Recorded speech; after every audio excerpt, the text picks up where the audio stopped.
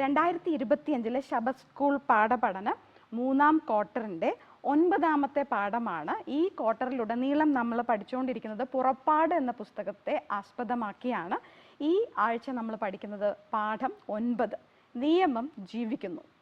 എന്നെ കേൾക്കുന്ന എല്ലാ ഈഡൻ TV പ്രേക്ഷകർക്കും നിസ്തുല്യനായ യേശു ക്രിസ്തുവിൻ്റെ നാമത്തിൽ എൻ്റെ സ്നേഹവന്ദനം.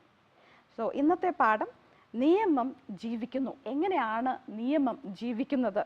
ഈ കാലഘട്ടത്തിൽ ഇത് വളരെയധികം പ്രാധാന്യം അർഹിക്കുന്ന ഒരു പാഠമാണ്. കാരണം ഇതര ക്രിസ്തീയ വിശ്വാസികളുടെ ഏറ്റവും പ്രധാനമായിട്ട് അവർ ഉന്നയിക്കുന്നതായ ഒരു കാര്യം എന്ന് പറയുന്നത് കൊലോസ്യരുടെ പുസ്തകം 2:14 പറയുന്നതായ ഒരു വാക്യമാണ്. എന്താണ് ഇവിടെ പറയുന്നത്? അതിക്രമങ്ങളൊക്കെയും നമ്മോട് ക്ഷമിച്ച ചട്ടങ്ങളാൽ നമുക്ക് വിരോധവും പ്രതികൂലവുമായിരുന്ന കയ്യെഴുത്ത് മായ്ച്ച് ക്രൂശിൽ തറച്ച് നടുവിൽ നിന്ന് നീക്കിക്കളഞ്ഞു എന്നൊരു പ്രതിവാദവുമായിട്ടാണ് നമ്മുടെ അഡ്വെന്റിസ്റ്റ് സഭയ്ക്ക് എതിരായിട്ട് സംസാരിക്കുന്ന ഒരു ഉന്നയിക്കുന്നതായ ഒരു കാര്യം എന്ന് പറയുന്നത്. അതായത് കൽപ്പന നീങ്ങിപ്പോയി എന്നുള്ളത്. പക്ഷെ നമ്മൾ ഈ ആഴ്ചയിൽ പഠിക്കുന്നു നിയമം ജീവിക്കുന്നു. കഴിഞ്ഞ ആഴ്ചയിൽ വളരെ വ്യക്തമായിട്ട് തന്നെ നമ്മൾ പഠിക്കുകയുണ്ടായി സീനായിൽ ദൈവം എങ്ങനെയാണ് ഉടമ്പടി കൊടുത്തത് എന്നുള്ളത്. അങ്ങനെയാണ് വരികയെങ്കിൽ ഒരു ചെറിയ ഇല്ലസ്ട്രേഷനിലൂടെ അത് വ്യക്തമാക്കുവാൻ ഞാൻ ആഗ്രഹിക്കുകയാണ്. എല്ലാ ക്രിസ്തീയ വിശ്വാസികളും എവിടെ പോകുന്നുണ്ട്? ഇത് കാണാമെന്ന് വിശ്വസിക്കുന്നു. എല്ലാ ക്രിസ്തീയ വിശ്വാസികളും എവിടെ പോകുന്നു? പള്ളിയിൽ പോകുന്നവരാണ്. എന്തിനാണ് പള്ളിയിൽ പോകുന്നത്? പള്ളിയിൽ പോകുമ്പോൾ തന്നെ പാസ്റ്റർ പറയുന്ന കാര്യങ്ങളൊക്കെ കേൾക്കാനാണ്. പാസ്റ്റർ എന്ത് കാര്യങ്ങളൊക്കെയാണ് പറയുന്നത്? അതെ, സുവിശേഷം. ആരെക്കുറിച്ചുള്ള സുവിശേഷമാണ് പാസ്റ്റർ അവിടെ പറയുന്നത്? യേശുവിനെ കുറിച്ചുള്ള സുവിശേഷമാണ് പറയുന്നത്, അല്ലേ? അപ്പം യേശുവിൻ്റെ സുവിശേഷം എന്നാൽ എന്താണ്? യേശുവിൻ്റെ സുവിശേഷം എന്ന് പറയുന്നത് കൃപയാണ്, അല്ലേ? എല്ലാ പുതിയ നിയമ വിശ്വാസികളും പറയുന്നത് കൃപ മാത്രം മതി, കൽപ്പനയുടെ ആവശ്യമില്ല. നമുക്ക് എന്തിനാണ് കൃപ? കൃപ ലഭിക്കേണ്ടത് എവിടാണ്? പാപിക്കാണ്, പാപം ചെയ്തവർക്കാണ്. എന്താണ് പാപം? പാപം എന്ന് പറയുന്നത് എന്താണ്? കൽപ്പന ലംഘനമാണ് പാപം, അല്ലെ?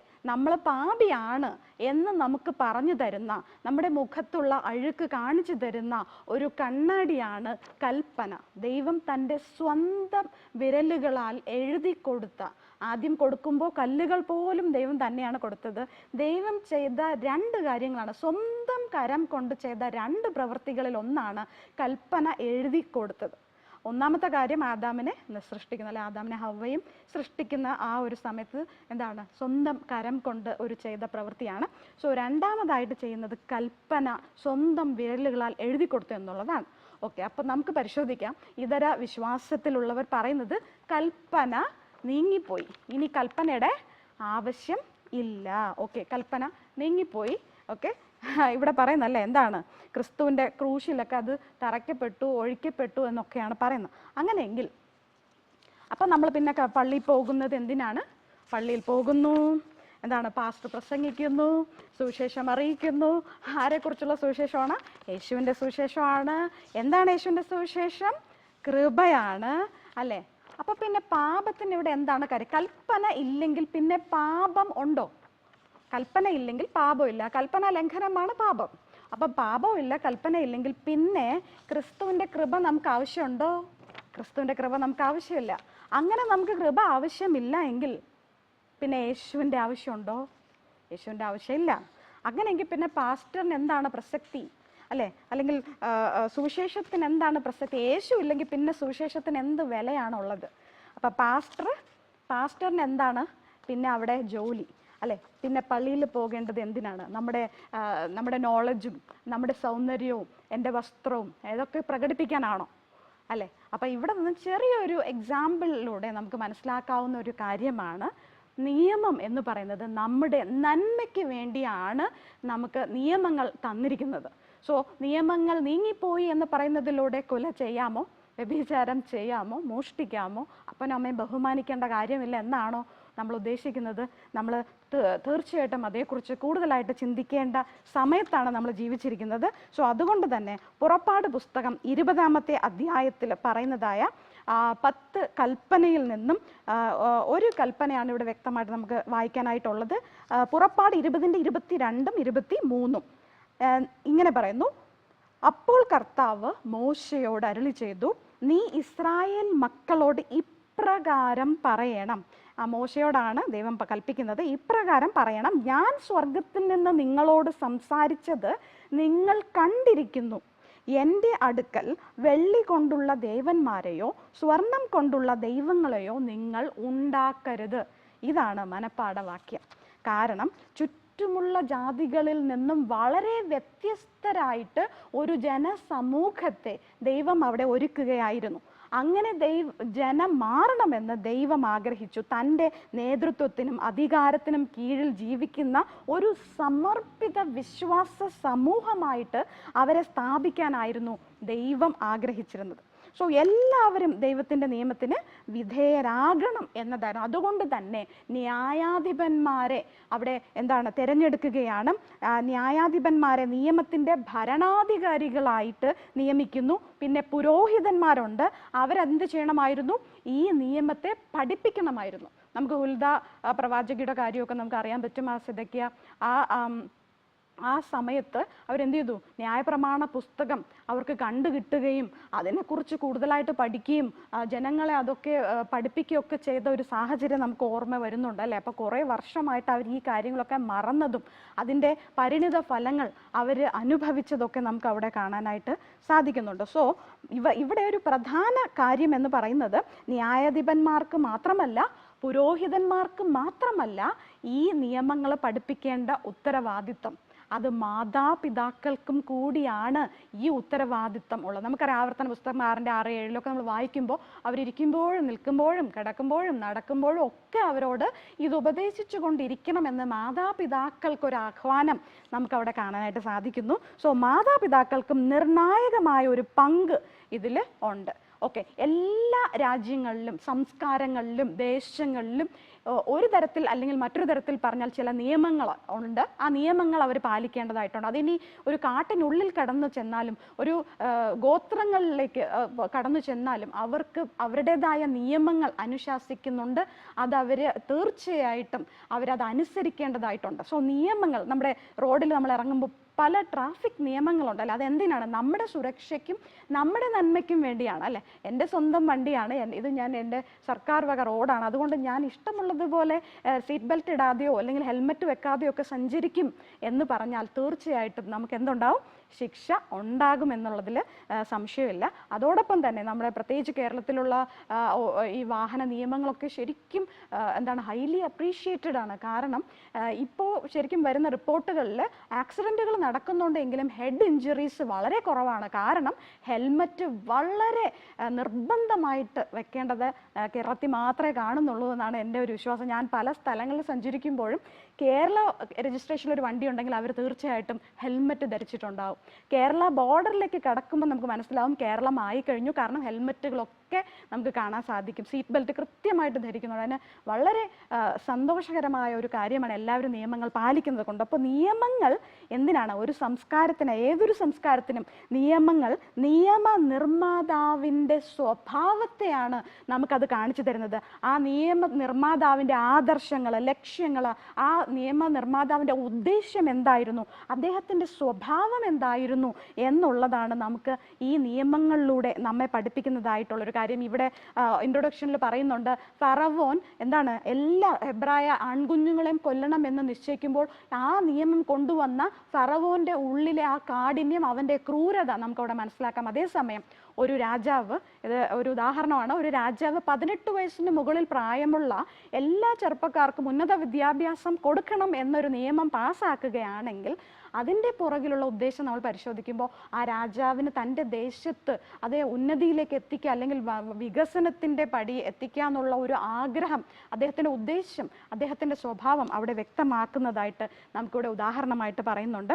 സോ ദൈവത്തിൻ്റെ നിയമം ദൈവത്തിനെയാണ് വെളിപ്പെടുത്തുന്നത്, ദൈവത്തിൻ്റെ സ്വഭാവത്തെയാണ്, ദൈവത്തിൻ്റെ നന്മ, ദൈവത്തിൻ്റെ നീതി, സ്നേഹം, മൂല്യങ്ങൾ തിന്മയ്ക്കെതിരായിട്ട് തൻ്റെ നിയന്ത്രണങ്ങൾ, ഇതൊക്കെയാണ് നമ്മളെ പഠിപ്പിക്കുന്നത്. സോ നിയമം എന്ന് പറയുന്നത് വിശുദ്ധവും നീതിയുക്തവുമാണ്. എനിക്കൊന്ന് കഴിഞ്ഞ പാഠത്തിൽ നമ്മൾ പഠിച്ചതായിരുന്നു. റോമറുടെ പുസ്തകം 7:12 അവിടെ പറയുന്നുണ്ട്, ന്യായപ്രമാണം എന്താണ്? വിശുദ്ധമായതാണ്. കൽപ്പന വിശുദ്ധം, നീതിയും നല്ലതുമാണ് എന്ന് നമ്മൾ അവിടെ പഠിച്ചു.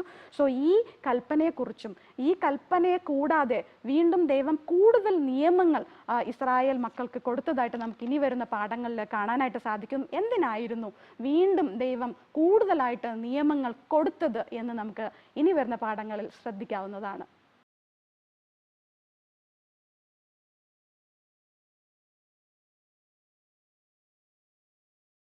ഞായറാഴ്ചത്തെ ഭാഗത്തേക്ക് നമുക്ക് കടന്നു വരാം. ഉടമ്പടി സംഹിത. നേരത്തെ ഞാൻ പറഞ്ഞതുപോലെ 10 കൽപ്പന ദൈവം തൻ്റെ ജനത്തിന് നൽകിയതോടൊപ്പം തന്നെ അത് കൂടുതൽ നിയമങ്ങൾ ദൈവം അവിടെ കൊടുക്കുകയുണ്ടായി. കാരണം സീനായിൽ ദൈവം തൻ്റെ നിയമം കൊടുത്തപ്പോൾ തന്നെ താനുമായിട്ടുള്ളൊരു ബന്ധത്തിൽ തൻ്റെ ജനത്തിന് എങ്ങനെ അവരെ വിശുദ്ധീകരിക്കാം, നല്ലൊരു വിശുദ്ധ ജീവിതം എങ്ങനെ നയിക്കാൻ സാധിക്കും എന്ന് ദൈവം അവരെ പഠിപ്പിക്കുകയായിരുന്നു. അതിനൊരു അടിസ്ഥാനമായിട്ടാണ് ഈ 10 കൽപ്പനകളെ അവരെങ്ങനെയാണ് ദൈനംദിന ജീവിതത്തിൽ അതിനെ എങ്ങനെയാണ് പ്രാവർത്തികമാക്കേണ്ടത്, അതായത് ഒരു പ്രാക്ടിക്കൽ ലെസൺസ് ആണ് ഈ മറ്റ് നിയമങ്ങൾ നൽകുന്നതിലൂടെ, നിയമ സംഹിത അല്ലെങ്കിൽ ഉടമ്പടി സംഹിത ദൈവം അവിടെ നൽകുകയുണ്ടായത്. അപ്പോൾ ഉടമ്പടി സംഹിത എന്നറിയപ്പെടുന്ന അധിക നിയമങ്ങൾ ദൈവം അവിടെ നൽകി. ഈ നിയമങ്ങൾ എങ്ങനെയാണ് നിരീക്ഷിക്കുകയും അവ ശരിയായി പ്രയോഗിക്കുകയും ചെയ്യേണ്ടത് ഈ ന്യായാധിപന്മാരുടെ, ഈ മാതാപിതാക്കളുടെ, പുരോഹിതന്മാരുടെ ഒരു ഉത്തരവാദിത്തമായിരുന്നു എന്ന് നമുക്കവിടെ മനസ്സിലാക്കാനായിട്ട് സാധിക്കും. എന്തായിരുന്നു അതിൻ്റെ കാരണം എന്ന് നമ്മൾ പരിശോധിച്ചാൽ, ഗോത്രപിതാക്കന്മാരും പ്രവാചകന്മാരും എന്ന പുസ്തകത്തിൽ പേജ് 310 ഇങ്ങനെ പറഞ്ഞിരിക്കുന്നു. കാരണം ഈ ജനം അടിമത്തത്താലും വിജാതീയതയാലും അന്ധരും അധപ്പതിച്ചവരുമായ ജനങ്ങളായിരുന്നു. അവരുടെ മനസ്സങ്ങ് കഠിനപ്പെട്ടു, അല്ലെങ്കിൽ അവരുടെ മനസ്സൊക്കെ മരവിച്ചൊരവസ്ഥയിലായിരുന്നു. അവർ അടിമത്തത്തിലായിരുന്നു. അവർക്കൊരു സ്വന്തം രക്ഷിതാവിനെ കുറിച്ച് അവർക്കൊരു പരിചയവും ഇല്ലായിരുന്നു എന്നാണ് നമുക്ക് മനസ്സിലാക്കണം. കാരണം അവർ എപ്പോഴും ജോലി ഭാരത്താൽ നിറഞ്ഞിരുന്നു. അവർക്ക് അങ്ങനെ മറ്റ് ദൈവിക കാര്യങ്ങളിൽ ഇടപെടാനുള്ള അവസരം അവർക്കില്ലായിരുന്നു. സോ അതുകൊണ്ട് തന്നെ എന്ത് ചെയ്യാണ്, 10 കൽപ്പനകളുടെ ദൂരവ്യാപകമായ തത്വങ്ങളെ പൂർണ്ണമായി വിലമതിക്കാൻ അവർക്ക് എന്ത് പറ്റിയില്ല, തയ്യാറായിരുന്നില്ല. 10 കൽപ്പനകളുടെ കടമകൾ കൂടുതൽ പൂർണ്ണമായി മനസ്സിലാക്കാനും നടപ്പിലാക്കാനും വേണ്ടി 10 കൽപ്പനകളുടെ തത്വങ്ങൾ ചിത്രീകരിക്കുകയും പ്രയോഗിക്കുകയും ചെയ്തുകൊണ്ട് അധിക കൽപ്പനകൾ നൽകപ്പെട്ടു. സോ അധിക കൽപ്പനകൾ നൽകപ്പെട്ടത് എന്തിനായിരുന്നു? അവരുടെ ദൈനംദിന ജീവിതത്തിൽ ഈ 10 കൽപ്പന അവരെങ്ങനെ ഉപയോഗിക്കണം. അല്ലെ, അന്യൻ്റെ വസ്തു മോഷ്ടിക്കുകയാണെങ്കിൽ ഇതാണ് പരിഹാരം. അല്ലെ, ഇനി നമ്മൾ ഒരുപാട് കാര്യങ്ങൾ അതിനെക്കുറിച്ച് പഠിക്കുന്നുണ്ട്. ഒരു വിവാഹത്തിൽ ഏർപ്പെടുന്ന ഒരു കുട്ടിയെ, അല്ലെങ്കിൽ എന്താണ്, വിവാഹമായിട്ട് നിശ്ചയിക്കപ്പെടാത്തൊരു സ്ത്രീയെ കൂടെ ശയിക്കുകയാണെങ്കിൽ എന്ത് സംഭവിക്കും, അവളെ എന്ത് ചെയ്യണം, അവൾക്ക് സ്ത്രീധനം കൊടുത്ത് അവളെ വിവാഹം കഴിക്കുന്ന ഒരു നമ്മുടെ കാള ഒരു വ്യക്തിനെ കൊന്നാൽ എന്ത് സംഭവിക്കും എന്നൊക്കെയുള്ള ഓരോ നിയമങ്ങളും അവർക്ക് കൊടുത്തു. അതായത് കുല ചെയ്യരുത്, മോഷ്ടിക്കരുത്, വ്യഭിചാരം ചെയ്യരുത്. ഇതൊക്കെ ദൈനംദിന ജീവിതത്തിൽ എങ്ങനെ പ്രാവർത്തികമാക്കണം എന്ന് ദൈവം അവരെ പടിപടിയായിട്ട് പഠിപ്പിക്കുകയായിരുന്നു. എന്തൊരു അതിശയകരമായ ഒരു ജ്ഞാനമാണ് ദൈവത്തിൻ്റെത്. ആ ജ്ഞാനമാണ് ദൈവം തൻ്റെ മക്കൾക്ക് പകർന്നു കൊടുത്തത്. നമുക്കറിയാം, പ്രിയാമ്പിൾ ഓഫ് ഇന്ത്യ, നമ്മുടെ കോൺസ്റ്റിറ്റ്യൂഷൻ അല്ലെ, അതിൻ്റെ ഒരു പ്രിയാമ്പിൾ ഉണ്ട്. ആ ഒരു നിയമസംഹിത, ഒരു ഭരണഘടനയുണ്ട് അല്ലെ. ആ ഭരണഘടന നമ്മൾ പരിശോധിക്കുമ്പോൾ എനിക്ക് തോന്നി ചിലപ്പം ബൈബിളിൽ നിന്നാണോ ഇതൊക്കെ അവർ എഴുതിയത് എന്ന് ചിലപ്പോൾ തോന്നിപ്പോകുമാറ്. അത്രമാത്രം ജ്ഞാനത്തോടെയാണ് നമുക്ക് ഈ വചനങ്ങളൊക്കെ പരിശോധിക്കുമ്പോൾ മനസ്സിലാക്കാനായിട്ട് സാധിക്കുന്നത്. ഒരു അടിമയ്ക്ക് ദൈവം എത്ര പ്രാധാന്യം കൊടുത്തിട്ടുണ്ട്, ഒരു വിധവയ്ക്ക് എത്രമാത്രം പ്രാധാന്യം കൊടുത്തിട്ടുണ്ട്, ഒരു അനാഥന്, അതുപോലെ തന്നെ ഒരു കൃഷി സ്ഥലത്തിന് എത്രമാത്രം, അതിനും ഒരു റെസ്റ്റ് ദൈവം അവിടെ കൊടുക്കുന്നുണ്ട്. അങ്ങനെ നോക്കുമ്പോൾ നമ്മൾ പല തരത്തിൽ ദൈവം എത്രത്തോളം സമൂഹത്തിൽ ഏറ്റവും താഴേക്കിടയിലിരിക്കുന്ന ഒരു ദരിദ്രനും, അല്ലെങ്കിൽ അത് സമ്പത്തുള്ളവനും സമ്പത്തില്ലാത്തവനും ദൈവം എത്ര നീതി പുലർത്തി എന്ന് നമുക്ക് കാണാനായിട്ട് സാധിക്കുന്നു. അതാണ് ഉടമ്പടി സംഹിത എന്ന് പറയുന്നത്. പ്രത്യേകിച്ച് ഇവിടെ പറയുന്ന ഒരു കാര്യം എനിക്ക് വളരെ ഇഷ്ടപ്പെട്ട ഒരു ഭാഗം എന്ന് പറയുന്നത് ഉടമ്പടി സംഹിത നിരവധി അധ്യായങ്ങളിലായിട്ട് നമുക്കിവിടെ വിവരിച്ചിട്ടുണ്ട്. പുറപ്പാട് 21, 1, 23, 19, പിന്നെ തുടർന്ന് നമുക്ക് വരുമ്പോഴത്തേക്ക് ഒരുപാട് കാര്യങ്ങൾ പറയുന്നു. പക്ഷെ അതിനകത്ത് ഏറ്റവും പ്രധാനമായിട്ട് ഞായറാഴ്ചത്തെ ഭാഗത്ത് പറഞ്ഞിരിക്കുന്നത് പുറപ്പാട് 21-ന്റെ 1, 2 നമ്മൾ വായിക്കുമ്പോൾ അവരുടെ മുമ്പാകെ നീ വയ്ക്കേണ്ടുന്ന ന്യായങ്ങളാവിത്. ഒരു എബ്രായ ദാസനെ വിലയ്ക്ക് വാങ്ങിയാൽ 6 സംവത്സരം സേവിച്ചിട്ട് 7-ാം സംവത്സരത്തിൽ അവൻ ഒന്നും കൊടുക്കാതെ സ്വതന്ത്രനായി പോയിക്കൊള്ളട്ടെ. അല്ലെ, ഒരു എബ്രായ ദാസൻ ചിലപ്പോൾ അവർ കടം പെട്ടിട്ടുണ്ടാവാം, കടം വാങ്ങിയിട്ടുണ്ടാവാം. അപ്പം എന്ത് ചെയ്യണം? അവൻ വാങ്ങിച്ച കടത്തിന് 6 വർഷം ജോലി ചെയ്ത ശേഷം, ഇന്ന് 6 വർഷം പൂർത്തിയാകുന്നു എന്നിരിക്കട്ടെ, നാളത്തെ പ്രഭാതം 7-ാം സംവത്സരത്തിൻ്റെ 1-ാം ദിനമായിരിക്കാം. നമ്മളൊന്ന് ഓർത്തു നോക്കുക, അദ്ദേഹത്തിൻ്റെ ഹൃദയത്തിലൂടെ കടന്നു പോകുന്ന ആ വേദന. അതിവിടെ പ്രത്യേകിച്ച് പറയുന്നുണ്ട്. അദ്ദേഹം ഒറ്റയ്ക്കാണ് വന്നതെങ്കിൽ എന്ത് ചെയ്യണം? ഒറ്റയ്ക്ക് തന്നെ, അല്ലേ, അദ്ദേഹം മാത്രം എന്ത് ചെയ്യണം? അവിടെ നിന്ന് സ്വതന്ത്രനായി കടന്നു പോകാം. അതേസമയം അദ്ദേഹം ഭാര്യയും മക്കളോടും കൂടെ ആണ് വന്നതെങ്കിൽ ഭാര്യയും മക്കളോടും കൂടെ എന്ത് ചെയ്യുക? 7-ാം സംവത്സരത്തിൽ കടന്നു പോകാം. പക്ഷേ ഒരു കാറ്റഗറി എന്ന് പറയുന്നത്, ഏകനായി വന്നിട്ട് ഈ മാസ്റ്റർ അല്ലെങ്കിൽ തൻ്റെ യജമാനൻ ഒരു ഭാര്യയെ കൊടുക്കുകയും ഭാര്യ അതിൽ മക്കളുണ്ടാകുകയും ചെയ്താൽ 6 സംവത്സരം കഴിഞ്ഞു പോകുമ്പോൾ ആ ഭാര്യയും മക്കളെയും ഉപേക്ഷിച്ച് അദ്ദേഹം എന്ത് ചെയ്യണം? സ്വതന്ത്രനായിട്ട് പൊയ്ക്കൊള്ളണം. പക്ഷെ അപ്പോഴും ദൈവം അതിനൊരു പദ്ധതി, അല്ലെ, അതിനൊരു പരിഹാരം ദൈവം കൊടുത്തിരുന്നു. എന്തായിരുന്നു എന്നറിയാവോ? ആ അടിമയ്ക്ക് അങ്ങനെ തൻ്റെ യജമാനനെയും ഭാര്യയും മക്കളെയും വിട്ടുപോകാൻ താല്പര്യമില്ല എങ്കിൽ അദ്ദേഹത്തിന് ഒരു ഓപ്ഷൻ ഉണ്ട്. എന്തായിരുന്നു അറിയാവോ? അത് നമുക്കവിടെ കാണാം. 5-ാമത്തെ വാക്യം വയ്ക്കുമ്പോൾ, ഞാൻ എൻ്റെ യജമാനനെയും എൻ്റെ ഭാര്യയെയും മക്കളെയും സ്നേഹിക്കുന്നു. അദ്ദേഹം അങ്ങനെ സ്നേഹമുള്ള ഒരു അപ്പനാണെങ്കിൽ, സ്നേഹമുള്ള അല്ലെങ്കിൽ ജോലിക്കാരനാണെങ്കിൽ എന്ത് ചെയ്യും? ഞാൻ സ്വതന്ത്രനായി പോകയില്ല എന്ന് തീർത്ത് പറഞ്ഞാൽ യജമാനൻ അവനെ ദൈവസന്നിധിയിൽ കൂട്ടിക്കൊണ്ട് ചെന്ന് കതകിൻ്റെയോ കട്ടിളക്കാലിൻ്റെയോ അടുക്കൽ നിർത്തിയിട്ട് സൂചി കൊണ്ട് അവൻ്റെ കാത് കുത്തി തുളയ്ക്കണം. പിന്നെ അവൻ എന്നേക്കും അവന് ദാസനായിരിക്കണം. ഒരുത്തൻ തൻ്റെ അവിടെ പറയാണ്, എന്നേക്കും അവൻ എന്ത് ചെയ്യും? ഒരു ദാസനായിരിക്കും. അങ്ങനെ ആ ഒരു സാഹചര്യത്തിൽ നമ്മളൊന്ന് ശ്രദ്ധിച്ചു നോക്കണം. ആ ഭാര്യയുടെയും മക്കളുടെയും ആ ഒരു അവസ്ഥ, അവരെന്തുമാത്രം വേദന ഭാവിച്ചു. ഒരു പിതാവ് ഞങ്ങളെ തിരഞ്ഞെടുക്കുമോ, അതോ പിതാവിൻ്റെ സ്വാതന്ത്ര്യമായിരിക്കുമോ അദ്ദേഹം തിരഞ്ഞെടുക്കാനായിട്ട് പോകുന്നത്? അദ്ദേഹം ലോകത്തെ സ്വീകരിക്കുമോ, അതോ കുടുംബത്തെ സ്വീകരിക്കുമോ? ഞങ്ങളെ ഉപേക്ഷിച്ച് അദ്ദേഹത്തിൻ്റെ സ്വാതന്ത്ര്യത്തിനായി കടന്നു പോകുമോ എന്നൊക്കെ അവർ വിഷമിച്ചിട്ടുണ്ടാകാം. അടുത്ത നാളത്തെ പ്രഭാതത്തിൽ എന്ത് സംഭവിക്കും, ഞാൻ ആരെ തിരഞ്ഞെടുക്കും എന്ന ആ അടിമയും വളരെയധികം വിഷമിച്ചിട്ടുണ്ടാവും. തനിക്ക് വേണമെങ്കിൽ തൻ്റെ സ്വാതന്ത്ര്യം സ്വീകരിച്ച് നിത്യമായിട്ട് സ്വതന്ത്രനായിട്ട് ജീവിക്കാം. പക്ഷേ തിരിച്ചു വന്ന് യജമാനനോടുകൂടെ അല്ലെങ്കിൽ ഭാര്യയും മക്കളോടുകൂടെ കഴിയണം എന്ന് ആഗ്രഹം പ്രകടിപ്പിക്കുകയാണ് എങ്കിൽ നിത്യമായിട്ട് അദ്ദേഹം എന്ത് ചെയ്യും? ഒരു അടിമയായിട്ട്, ഒരു ദാസനായിട്ട് കഴിയേണ്ടതായിട്ട് വരും. ഈ ഭാഗം നമ്മൾ കുറച്ചൊന്ന് മുൻപോട്ട് ചിന്തിച്ച് ഗെത്സമനെ തോട്ടത്തിലേക്ക് നമ്മളൊന്ന് ചെന്ന് നോക്കിയാൽ അവിടെയും നമുക്ക് ഇതുപോലൊരു ദാസനെ കാണാനായിട്ട് സാധിക്കും, അല്ലേ? ഞാൻ ശുശ്രൂഷിക്കപ്പെടാനല്ല, ശുശ്രൂഷിക്കാനാണ് കടന്നു വന്നത് എന്നത് യേശു പറയുന്നുണ്ട്. അപ്പോൾ ഒരു ശുശ്രൂഷകനായിട്ട് അവിടെ, ഒരു സേവകനായിട്ട് അവിടെ യേശു ഇരിക്കും നമുക്ക് കാണാനായിട്ട് സാധിക്കും. യേശുവിന് വേണമെങ്കിൽ ഈ പാനപാത്രം സ്വീകരിക്കാതെ സ്വർഗത്തിലേക്ക് തിരിച്ച് തൻ്റെ മഹിമയിൽ പ്രവേശിക്കാമായിരുന്നു, തൻ്റെ ദൈവികത്തിൽ അദ്ദേഹത്തിന് പ്രവേശിക്കാമായിരുന്നു. പക്ഷേ ഈ അടിമയെ പോലെ തൻ്റെ സ്വാതന്ത്ര്യവും തൻ്റെ മഹിമയും തൻ്റെ നല്ലൊരു അവസ്ഥയൊന്നും വേണ്ട എന്ന് വച്ചിട്ട് തിരിച്ച് വീണ്ടും ദാസരൂപത്തിൽ തന്നെ കഴിയാൻ യേശു തീരുമാനിച്ചതുപോലെയാണ്, അല്ലെ? ഇവിടെയും എന്താണ്? ആ കാതിൽ വലിയ സൂചി എന്ന് പറയുന്നത് ഇംഗ്ലീഷിൽ പറയുന്നത് ശരിക്കും കാരിരുമ്പ് ആണിക്ക് തുല്യമായ ഒരു ഇരുമ്പ് ആണി കൊണ്ടാണ് ആ കാത് കുത്തി തറയ്ക്കുന്നത്. അപ്പോൾ ഓരോ പ്രാവശ്യവും ആ മുറിപ്പാട് കാണുമ്പോൾ ആ മക്കൾക്കും ഭാര്യയ്ക്കും എന്ത് വേദന കാണും, അല്ലെ? അവരുടെ ആ പിതാവ് ചെയ്ത ആ ഒരു ത്യാഗത്തെ അവരെപ്പോഴും സ്മരിക്കും.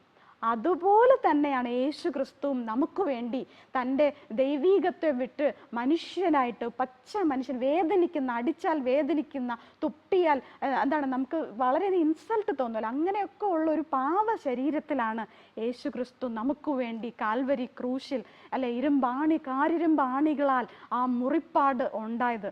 സെഖരിയാവ് 13:6 ഇങ്ങനെ പറയുന്നു, എന്നാൽ അവനോട് നിന്റെ കയ്യിൽ കാണുന്ന ഈ മുറിവുകൾ എന്ത് എന്ന് ചോദിക്കുന്നതിന് അവൻ, എന്നെ സ്നേഹിക്കുന്നവരുടെ വീട്ടിൽ വെച്ച് ഞാൻ അടി കൊണ്ടതാകുന്നു എന്ന് ഉത്തരം പറയും. അപ്പോൾ ആ മുറിപ്പാടുകൾ നിത്യതയോളം യേശുവിൻ്റെ ശരീരത്തുണ്ടാകും. ഹല്ലേലൂയ, സ്തോത്രം. അപ്പൊ ദൈവം നമുക്ക് തന്ന ദാനം എന്ന് പറയുന്നത്, യേശുക്രിസ്തു മനുഷ്യരൂപത്തിൽ അല്ലെങ്കിൽ ദാസനായിട്ട് വന്നത് ഈ ക്രൂശിക്കപ്പെടുന്നത് വരെ മാത്രമല്ല, ഉയർത്തെഴുന്നേറ്റത് വരെ മാത്രമല്ല, സ്വർഗാരോഹണം ചെയ്തത് മാത്രം വരെയല്ല, ഇനി രണ്ടാം വരവിൽ മാത്രമല്ല, നിത്യതയോളം മനുഷ്യരൂപമായിട്ട് മനുഷ്യനായിട്ട് തന്നെ തുടരും എന്നുള്ള ഒരു വലിയൊരു വാഗ്ദത്തമാണ് നമുക്ക് ഈ അടിമയുടെ ഒരു നിയമത്തിലൂടെ നമുക്ക് പഠിക്കാനായിട്ട് സാധിക്കുന്നത്. സോ അതുകൊണ്ട് തന്നെ ദൈവം കൊടുത്തതായ എല്ലാ നിയമങ്ങൾക്കും ഒരു അർത്ഥമുണ്ട്. എല്ലാ നിയമങ്ങളും അത് ചൂണ്ടുന്നത് ക്രിസ്തുവിലേക്കാണ്, ക്രിസ്തുവിൻ്റെ ത്യാഗത്തിലേക്കാണ്. അവിടെ സാത്താൻ പറഞ്ഞു, ഇത് നീ ചെയ്യേണ്ട കാര്യമേ അല്ല. നിന്നെ ഇപ്പോൾ ചുംബനത്താൽ ഒരുത്തൻ കാണിച്ചു കൊടുക്കും. നിന്റെ കൂടെ നടന്നവൻ, നിന്റെ കൂടെ ഭക്ഷണം കഴിച്ചവൻ, ഉറങ്ങിയവൻ നിന്നെ ചുംബനത്തിലൂടെ കാണിച്ചു കൊടുക്കും. ഒരുത്തൻ നിന്നെ കണ്ടിട്ടില്ല, നിന്നെ അറിയത്തുപോലും ഇല്ലെന്ന് പറയും. ഇവനെ ക്രൂശിക്ക എന്ന് അവർ ആർത്ത് വിളിക്കും. ഇത്ര മാത്രം യേശു ക്രിസ്തുവിനെ പിന്തിരിക്കുവാൻ സാത്താൻ പ്രയത്നിച്ചുവെങ്കിലും, ഈ കഴിയുമെങ്കിൽ ഈ പാനപാത്രം എങ്കിൽ നിന്ന് നീക്കണമേ, എങ്കിലും എൻ്റെ ഹിതമല്ല അങ്ങയുടെ ഹിതം എന്ന് പറഞ്ഞ് സഭയായ ആ ഭാര്യയും മക്കളും എന്ന് പറയുന്നത് സഭയാണ്. ഈ സഭയെ തൻ്റെ യജമാനനോടായ പിതാവിനോട് ചേർക്കുവാനായിട്ട് ആ ഒരു കാത് അതല്ലെങ്കിൽ അവിടെ ഒരു മുറിപ്പാട് ഏൽക്കുവാൻ അടിമ തയ്യാറായതുപോലെ തൻ്റെ കയ്യിലും കാലിലും വിലാവിലും ഒക്കെ ആ മുറിപ്പാടുകൾ ഏൽക്കാൻ യേശു ക്രിസ്തു തയ്യാറായി എന്നൊരു ഭാഗമാണ് ഇവിടെ നമുക്ക് മനസ്സിലാക്കാനായിട്ടുള്ളത്. പാഠഭാഗത്ത് പറഞ്ഞിട്ടില്ല എങ്കിലും ഈ ഭാഗം പറഞ്ഞപ്പോൾ അത് ഓർമ്മയിൽ വന്നതുകൊണ്ട് പറഞ്ഞതാണ്. സോ 6 വർഷം കഴിഞ്ഞ് 7-ാം വർഷം സ്വതന്ത്രനായിട്ട് വേണമെങ്കിൽ പോകാം, അല്ലെങ്കിൽ യജമാനനോടൊപ്പം തൻ്റെ കുടുംബത്തോടൊപ്പം അവന് തിരിച്ച് കഴിയാം എന്നുള്ള വളരെ അത്ഭുതകരമായ ഒരു സത്യം ക്രിസ്തുവിനെ ഇവിടെ ചൂണ്ടിക്കാണിക്കുകയാണ് ചെയ്യുന്നത്.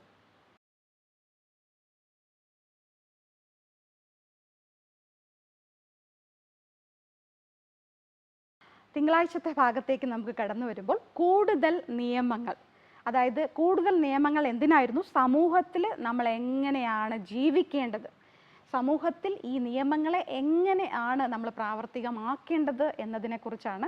സോ ദൈവത്തിൻ്റെ കരുണയാൽ സ്വത്തവകാശമായിട്ട് ബന്ധപ്പെട്ട് വിവിധ സാഹചര്യങ്ങൾ ആളുകളോട് എങ്ങനെ ഇടപെടണമെന്നും ദൈവന്യായാധിപന്മാരെ പഠിപ്പിച്ചു. ഒരു കാള അയൽക്കാരൻ്റെ കാളയെ ആക്രമിച്ചാൽ എന്ത് ചെയ്യണം? ആളുകൾ ഒരു വളർത്തുമൃഗത്തെ മോഷ്ടിച്ച് വിറ്റാൽ എന്ത് ചെയ്യണം?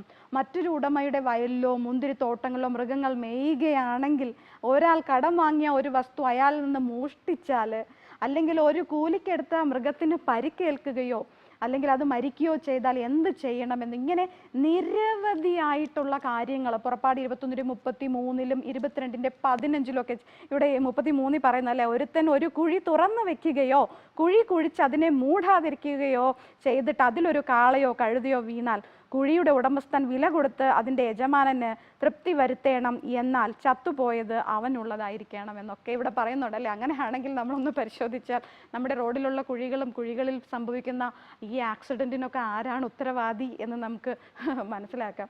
സോ ഇവിടെ എല്ലാ കാര്യവും എത്ര തോട്ട്ഫുള്ളാണ്, എത്ര കെയർഫുള്ളായിട്ടാണ് ഈ നിയമങ്ങളൊക്കെ അവർക്ക് കൊടുത്തത് എന്ന് നമ്മൾ പരിശോധിക്കണം. അവർ ഇനി പോകുന്ന ദേശത്ത് അവർ എങ്ങനെ ആയിരിക്കണം, ഇനി ഇതിൽ പരം ഒരു നിയമങ്ങൾ ഇനി കൊടുക്കാനോ നിർവചിക്കാനോ ഇല്ലാത്ത പക്ഷം ദൈവം അത്രത്തോളം എല്ലാ കാര്യങ്ങളും വളരെ ശ്രദ്ധയോടെ അവിടെ ചെയ്യുന്നെടുക്കണം. പുറപ്പാട് 22:16 ഇങ്ങനെ പറയുന്നു, വിവാഹത്തിന് നിയമിക്കപ്പെടാത്ത ഒരു കന്യകയെ ഒരുത്തൻ വശീകരിച്ച് അവളോട് കൂടെ ക്ഷയിച്ചാൽ അവൻ സ്ത്രീധനം കൊടുത്ത് അവളെ വിവാഹം കഴിക്കണം. അല്ലെ, അങ്ങനെ വിവിധ എന്ത് കാറ്റഗറിയാണ് നമുക്ക് പറയാം. നമ്മുടെ ജീവിതത്തിൽ നമ്മൾ കണ്ടുവരുന്നതായ അനുഭവിക്കുന്നതായ എല്ലാ മേഖലയിലും നമ്മൾ എന്താണ് ചെയ്യേണ്ടത്, എന്താണ് അനുവർത്തിക്കേണ്ടത്, സമൂഹത്തിൽ എങ്ങനെ നമ്മൾ പെരുമാറണം എന്നുള്ളതിനെ കുറിച്ചാണ് നമ്മൾ ഈ കൂടുതൽ നിയമങ്ങളിലൂടെ പഠിക്കുന്നത്. 23:9 നമ്മൾ വായിക്കും. 23:9 വായിക്കുന്നത്, നീ സമ്മാനം വാങ്ങരുത്, പരദേശിയെ ഉപദ്രവിക്കരുത്. നിങ്ങൾ മിസ്രയീം ദേശത്ത് പരദേശികളായിരുന്നത് കൊണ്ട്, പരദേശിയുടെ അനുഭവം അറിയുന്നല്ലോ, നിങ്ങൾക്ക് നന്നായിട്ട് അറിയാവുന്ന ഒരു പരദേശി എത്ര വേദനയോടെ ആയിരിക്കും ആ ഒരു ദേശത്തായിരിക്കുന്നത് എന്നുള്ളത്. സോ അങ്ങനെയുള്ള പരദേശിയെ നിങ്ങൾ എന്ത് ചെയ്യാൻ പാടില്ല, ഉപദ്രവിക്കാൻ പാടില്ല എന്ന് വരെ ഇവിടെ പറയുന്നുണ്ട്. പിന്നെ ദൈവത്തിൻ്റെ നിയമങ്ങളിൽ വ്യത്യസ്ത വിഷയങ്ങളാണ്, അതാണ് ഞാൻ പറഞ്ഞത്, വിവിധ കാറ്റഗറിയിൽ എങ്ങനെയാണ് നമ്മൾ നീതിയും ന്യായവും സ്നേഹവും പുലർത്തുന്നത്. നമ്മൾ കഴിഞ്ഞ സാബത്ത് സ്കൂൾ ക്വാർട്ടർ മുഴുവൻ നമ്മൾ എന്താണ് പഠിച്ചത്? ദൈവത്തിൻ്റെ നീതിയും ദൈവത്തിൻ്റെ സ്നേഹത്തെക്കുറിച്ചാണ് നമ്മൾ പഠിച്ചത്. സോ ദൈവത്തിൻ്റെ നീതിയും സ്നേഹവും എവിടെ ഇരിക്കുന്നു? ദൈവത്തിൻ്റെ ന്യായപ്രമാണത്തിൽ. കൽപ്പന അടിസ്ഥാനമാക്കിയിരിക്കുന്നത് നീതിയും സ്നേഹവും ആണ് എന്ന് നമുക്കിവിടെ കാണാനായിട്ട് സാധിക്കും. പുറപ്പാട് 23:10 മുതൽ 19 വരെ നമുക്ക് വായിക്കുമ്പോൾ അവിടെ പ്രത്യേകിച്ച് പറഞ്ഞു, 6 സംവത്സരം നിന്റെ നിലം വിതച്ച് വിളവെടുത്തുകൊള്ളുക, 7-ാം സംവത്സരത്തിലോ അത് ഉഴവ് ചെയ്യാതെ വെറുതെ ഇട്ടേക്കാം. നിന്റെ ജനത്തിലെ ദരിദ്രന്മാർ അഹോവൃത്തി കഴിക്കട്ടെ. അപ്പൊ ദരിദ്രന്മാർക്കുള്ള സുവിശേഷം, ദരിദ്രന്മാരെ, അനാഥരെ, വിധവകളെ ദൈവം എത്രത്തോളം കരുതുന്നു എന്ന് നമുക്ക് ഈ ഭാഗത്തിലൂടെ മനസ്സിലാക്കാനായിട്ട് സാധിക്കുന്നുണ്ട്. പിന്നെയും ദൈവം അവിടെ പറഞ്ഞുകൊണ്ട് ദരിദ്രൻ അവർ ശേഷിപ്പിക്കുന്നത് പിന്നെന്താണ്? ദരിദ്രര് കഴിച്ചോട്ടെ. ദരിദ്രര് കഴിച്ചതിന് ശേഷം ശേഷിക്കുന്നതായ വസ്തുക്കൾ എന്ത് ചെയ്യട്ടെ? കാട്ടുമൃഗങ്ങൾ തിന്നട്ടെ. നിന്റെ മുന്തിരിത്തോട്ടവും ഒലിവൃക്ഷവും സംബന്ധിച്ചും അങ്ങനെ തന്നെ ചെയ്യുക. 6 ദിവസം വേല ചെയ്യുക. 7-ാം ദിവസം നിന്റെ കാളയും കഴുതയും വിശ്രമിപ്പാനും നിന്റെ ദാസിയുടെ പുത്രനും പരദേശിയും ആശ്വസിപ്പാനും വേണ്ടി നീ സ്വസ്ഥമായിരിക്കണം. അതാണ് 4-ാമത്തെ കൽപ്പന. നിന്റെ നിലം വിശ്രമിക്കട്ടെ.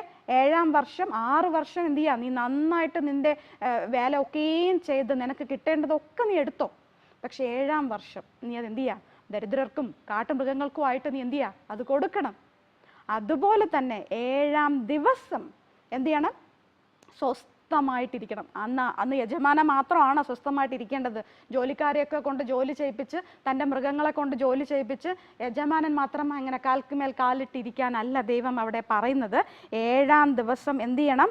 6 ദിവസം വേല ചെയ്യുക. 7-ാം ദിവസം നിന്റെ കാളയും കഴുതയും വിശ്രമിപ്പാനും നിന്റെ ദാസിയുടെ പുത്രനും പരദേശിയും ആശ്വസിപ്പാനും വേണ്ടി നീ സ്വസ്ഥമായിരിക്കണം.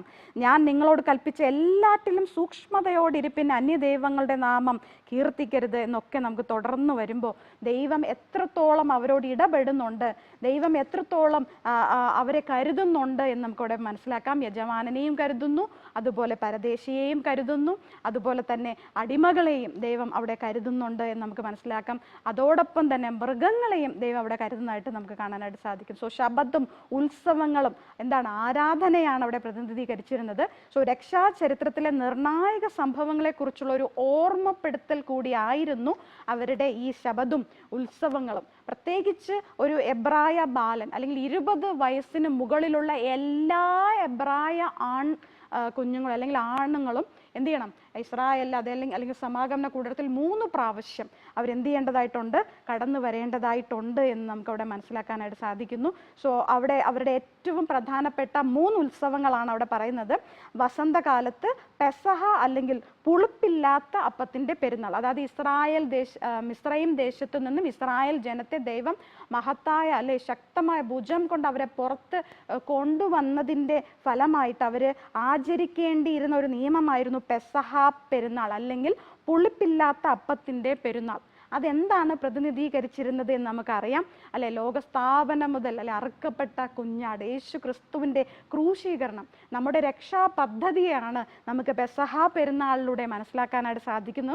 അത് കഴിഞ്ഞ് വരുന്ന 2-ാമത്തെ ഉത്സവം എന്ന് പറയുന്നത്, അത് കഴിഞ്ഞ് 7 ആഴ്ച കഴിയുമ്പോൾ പെന്തക്കോസ്ത് അല്ലെങ്കിൽ വിളവെടുപ്പ് പെരുന്നാൾ അല്ലെങ്കിൽ ആഴ്ചകളുടെ പെരുന്നാൾ. അങ്ങനെ 50 ദിവസങ്ങൾ 7 ആഴ്ച എന്ന് പറയുമ്പോൾ 50 ദിവസം കഴിഞ്ഞു വരുന്ന പെരുന്നാളാണ് പെന്തക്കോസ്ത് പെരുന്നാൾ. നമുക്കറിയാം, പുതിയ നിയമത്തിൽ നമ്മൾ പരിശോധിക്കുമ്പോൾ പെന്തക്കോസ്ത് ദിനം, യേശുക്രിസ്തു സ്വർഗാരോഹണം ചെയ്ത 50-ാം ദിവസം പെന്തക്കോസ്ത് നാളിൽ പരിശുദ്ധാത്മാവെന്ന കാര്യസ്ഥനെ ദൈവം എന്ത് ചെയ്യാണ്? തൻ്റെ ശിഷ്യന്മാർക്ക് അവിടെ കൂടിയിരുന്ന 120 പേർ കൂടിയിരുന്ന ആ സ്ഥലത്തേക്ക് അയക്കുന്നത് നമുക്ക് അവിടെ കാണാനായിട്ട് സാധിക്കും. അപ്പോൾ 2-ാമത്തെ ഉത്സവമായ പെന്തക്കോസ്ത് പെരുന്നാൾ അവിടെ നമുക്ക് പറഞ്ഞു തരുന്നത് പരിശുദ്ധാത്മാവിൻ്റെ ആ ഒരു pouring of the holy spirit, പരിശുദ്ധാത്മാവിനെ ദൈവം നമുക്ക് സമ്മാനമായിട്ട് തരുന്നതാണ്. 3-ാമത്തെ കൂടാര പെരുന്നാൾ അല്ലെങ്കിൽ ശരത് കാലത്ത് ഒരു ഹാർവെസ്റ്റ് ഫെസ്റ്റിവൽ അല്ലെങ്കിൽ വിളവെടുപ്പ് പെരുന്നാളാണ് സാധാരണയായിട്ട് വരുന്നത്. സെപ്റ്റംബർ പകുതി മുതൽ ഒക്ടോബർ പകുതി വരെയാണ്. പുറപ്പാട് നമുക്ക് 34 18 മുതൽ 26 അങ്ങനെ തുടർന്ന് ലേവ്യ പുസ്തകം, സംഖ്യാ പുസ്തകത്തിൽ, ആവർത്തന പുസ്തകത്തിലൊക്കെ നമുക്കിതിനെക്കുറിച്ച് പറയുന്നുണ്ട്. അവരെന്ത് ചെയ്യണം എല്ലാം തന്നെ വിവരിച്ച് പറയുന്നുണ്ട്. സോ ഈ 3-ാമത്തെ ഉത്സവമായ കൂടാര പെരുന്നാൾ എന്നതുകൊണ്ട് ഉദ്ദേശിക്കുന്നത് എന്താണ്? നമ്മൾ കാത്തിരിക്കുന്നതായ പുതിയ ആകാശവും പുതിയ ഭൂമിയിൽ നമ്മൾ എന്ത് ചെയ്യും? നമ്മൾ യെശയ്യാ പുസ്തകം 60-ാം അധ്യായത്തിലൊക്കെ പറയുന്നുണ്ട്, 66 പറയുന്നുണ്ട് എന്താണ്, നമ്മൾ അവിടെ വീടുകൾ നിർമ്മിക്കും അല്ലെ. ആ പുതിയ ആകാശത്തിലും പുതിയ ഭൂമിയുടെയും പ്രത്യാശയെക്കുറിച്ചാണ് ഈ കൂടാര പെരുന്നാൾ നമ്മളോട് പറഞ്ഞു തരുന്നത്. സോ ഈ കൂടുതൽ നിയമങ്ങൾ ദൈവം തന്നത് മനുഷ്യ നന്മയ്ക്ക് വേണ്ടിയിട്ടാണ്.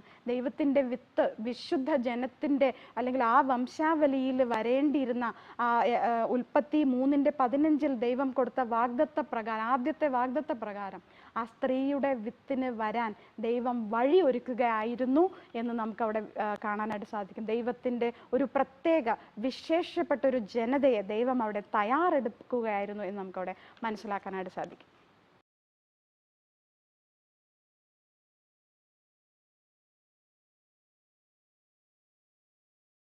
നമുക്ക് ചൊവ്വാഴ്ചത്തെ ഭാഗത്ത് കടന്നു വരുമ്പോൾ ദൈവത്തിൻ്റെ യഥാർത്ഥ പദ്ധതി, എങ്ങനെയാണ് ഇസ്രായേൽ ജനം വിജയം പ്രാപിക്കാനായിട്ട് പോകുന്നത് എന്നതിനെക്കുറിച്ച് ദൈവത്തിനൊരു യഥാർത്ഥ പദ്ധതി ഉണ്ടായിരുന്നു. പുറപ്പാട് നമ്മൾ 23:20 മുതൽ 33 വരെ നമ്മൾ താഴോട്ട് വായിക്കുമ്പോൾ ആ വാഗ്ദത്ത ദേശം കീഴടക്കുന്നതിന് ദൈവം എന്ത് രീതികളാണ് അവലംബിക്കാനായിരുന്നത് എന്ന് നമുക്കവിടെ മനസ്സിലാക്കാനായിട്ട് സാധിക്കുന്നു. 20 മുതൽ 33 വരെ വായിക്കുമ്പോൾ, ഇതാ വഴിയിൽ നിന്നെ കാക്കേണ്ടതിനും ഞാൻ നിയമിച്ചിരിക്കുന്ന സ്ഥലത്തേക്ക് നിന്നെ കൊണ്ടുപോകേണ്ടതിനും ഞാനൊരു ദൂതനെ നിന്റെ മുമ്പിൽ അയക്കുന്നു. നമുക്ക് പല വേദപുസ്തകത്തിൽ നമ്മൾ പരിശോധിക്കുമ്പോൾ വിവിധ ഭാഗങ്ങളിൽ ദൈവം തൻ്റെ ദൂതനെ അയക്കുന്നതായിട്ട് നമുക്കവിടെ കാണാം. ഇവിടെയും ഒരു ദൂതനെ അയക്കണം. നീ അവനെ ശ്രദ്ധിച്ച് അവൻ്റെ വാക്ക് കേൾക്കണം, അവനോട് വിഘടിക്കരുത്. എന്ത് ചെയ്യരുത്? അവനോട് വിഘടിക്കരുത്. അവൻ നിങ്ങളുടെ അതിക്രമങ്ങളെ ക്ഷമിക്കയില്ല, എൻ്റെ നാമം അവനിലുണ്ട്. എന്നാൽ നീ അവൻ്റെ വാക്ക് ശ്രദ്ധയോടെ കേട്ട് ഞാൻ കൽപ്പിക്കുന്നതൊക്കെയും ചെയ്താൽ നിന്നെ പകയ്ക്കുന്നവരെ ഞാൻ പകയ്ക്കും, നിന്നെ ഞെരുക്കുന്നവരെ ഞാൻ ഞെരുക്കും. എൻ്റെ ദൂതൻ നിനക്ക് മുമ്പായി നടന്ന് നിന്നെ അമ്മോര്യർ, ഹിത്യർ, പെരിസ്യർ, കനാന്യർ, ഹിവ്യർ, യെബൂസ്യർ എന്നിവരുടെ ദേശത്തേക്ക് കൊണ്ടുപോകും. അവരെ ഞാൻ നിർമൂലമാക്കും. അവരുടെ ദേവന്മാരെ നമസ്കരിക്കരുത്, അവരെ സേവിക്കരുത്, അവരുടെ പ്രവൃത്തികൾ പോലെ പ്രവർത്തിക്കരുത്, അവരെ അശേഷം നശിപ്പിച്ചിട്ട് അവരുടെ വിഗ്രഹങ്ങളെ തകർത്ത് കളയണം. നിങ്ങളുടെ ദൈവമായ യഹോവയെ തന്നെ സേവിപ്പിൻ, എന്നാൽ അവൻ നിന്റെ അപ്പത്തെയും വെള്ളത്തെയും അനുഗ്രഹിക്കും. നമ്മുടെ ദൈവജനമേ, ദൈവം നമ്മുടെ അപ്പത്തെയും വെള്ളത്തെയും അനുഗ്രഹിക്കണമെങ്കിൽ ദൈവം പറഞ്ഞിട്ടുള്ള കാര്യങ്ങൾ തീർച്ചയായിട്ടും നമ്മൾ ചെയ്യേണ്ടതിൻ്റെ ആവശ്യകത ഇവിടെ മനസ്സിലാക്കാം. ഇവിടെ പ്രത്യേകിച്ച് നമ്മൾ ശ്രദ്ധിക്കേണ്ട കാര്യം, ഞാൻ രോഗങ്ങളെ നിന്റെ നടുവിൽ നിന്ന് അകറ്റിക്കളയും, ഗർഭം അലസുന്നവളും മച്ചിയും നിന്റെ ദേശത്ത് തന്നെ ഉണ്ടാകയില്ല. അപ്പോൾ ഇതൊക്കെ നമ്മുടെ ദേശത്ത് ഇപ്പോൾ ഉണ്ടാകുന്നുവെങ്കിൽ, രോഗം കൊണ്ട് നിറഞ്ഞിരിക്കുന്നു, മച്ചികൾ കൊണ്ട് നിറഞ്ഞിരിക്കുന്നു. അപ്പോൾ ധാരാളം കേസുകളാണ്, എവിടെ നോക്കിയാലും ഇൻഫെർട്ടിലിറ്റി ക്ലിനിക്കുകളാണ്. ഇങ്ങനെ കുമിൾ ഇങ്ങനെ വരുന്നത് പോലെ ഇങ്ങനെ പൊങ്ങി വരികയാണ്. കാരണം എന്താണ്? എല്ലാ മിക്കവാറും സ്ത്രീകൾക്ക് PCOD ആണ്, സിസ്റ്റാണ് അല്ലേ. അപ്പം ഗർഭാശയത്തിൽ പ്രശ്നങ്ങളാണ്. സോ ഇതൊന്നും ഭവിക്കുകയില്ല. എങ്ങനെയാണ്? ഞാൻ പറയുന്നത് പോലെ, ദൂതൻ പറയുന്ന ആ വാക്ക് കേട്ട് അവനോട് വിഘടിക്കാതെ ആ ദൂതനോട് ചേർന്ന് നിന്നാൽ എന്ത് ചെയ്യും? നിങ്ങളെ പകയ്ക്കുന്നവരൊക്കെ ഞാൻ പകയ്ക്കും അല്ലേ. നിങ്ങൾക്ക് എപ്പോഴും നിങ്ങളുടെ അപ്പത്തെയും വെള്ളത്തെയും ഞാൻ അനുഗ്രഹിക്കും.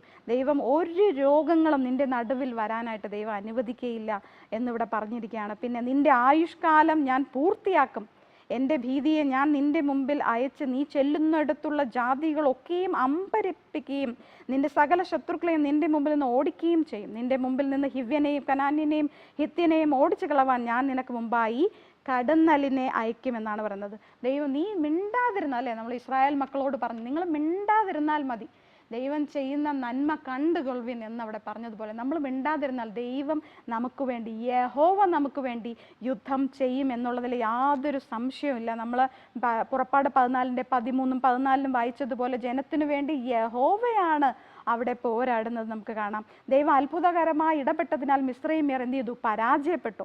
അതേപോലെ അസീറിയൻ രാജാവായ സൻഹെരീബിൻ്റെ കാലത്ത് ഇതുപോലെ തന്നെയാണ് ദൈവം ദൂതനെ അയച്ച് അവിടെ ജനത്തിനു വേണ്ടി യുദ്ധം ചെയ്യുകയും ഏകദേശം 1,85,000 പേരെ ദൂതൻ ഒറ്റ രാത്രി കൊണ്ട് എന്താണ് കൊല്ലുന്നതായിട്ട് നമുക്ക് ഇവിടെ കാണാനായിട്ട് സാധിക്കും. നമ്മൾ 2 രാജാക്കന്മാർ 19:35 പരിശോധിച്ചാൽ അറിയാം. യെശയ്യാവ് 37:36 അതേക്കുറിച്ച് പറഞ്ഞിട്ടുണ്ട്. സോ ദൈവത്തിന് അസാധ്യമായതൊന്നും തന്നെയില്ല. നിങ്ങൾ മിണ്ടാതിരുന്ന്, ഞാൻ പറയുന്ന കാര്യങ്ങൾ മാത്രം ചെയ്തുകൊണ്ട് മിണ്ടാതിരുന്നാൽ ഞാൻ നിങ്ങൾക്ക് വേണ്ടി യുദ്ധം ചെയ്യും.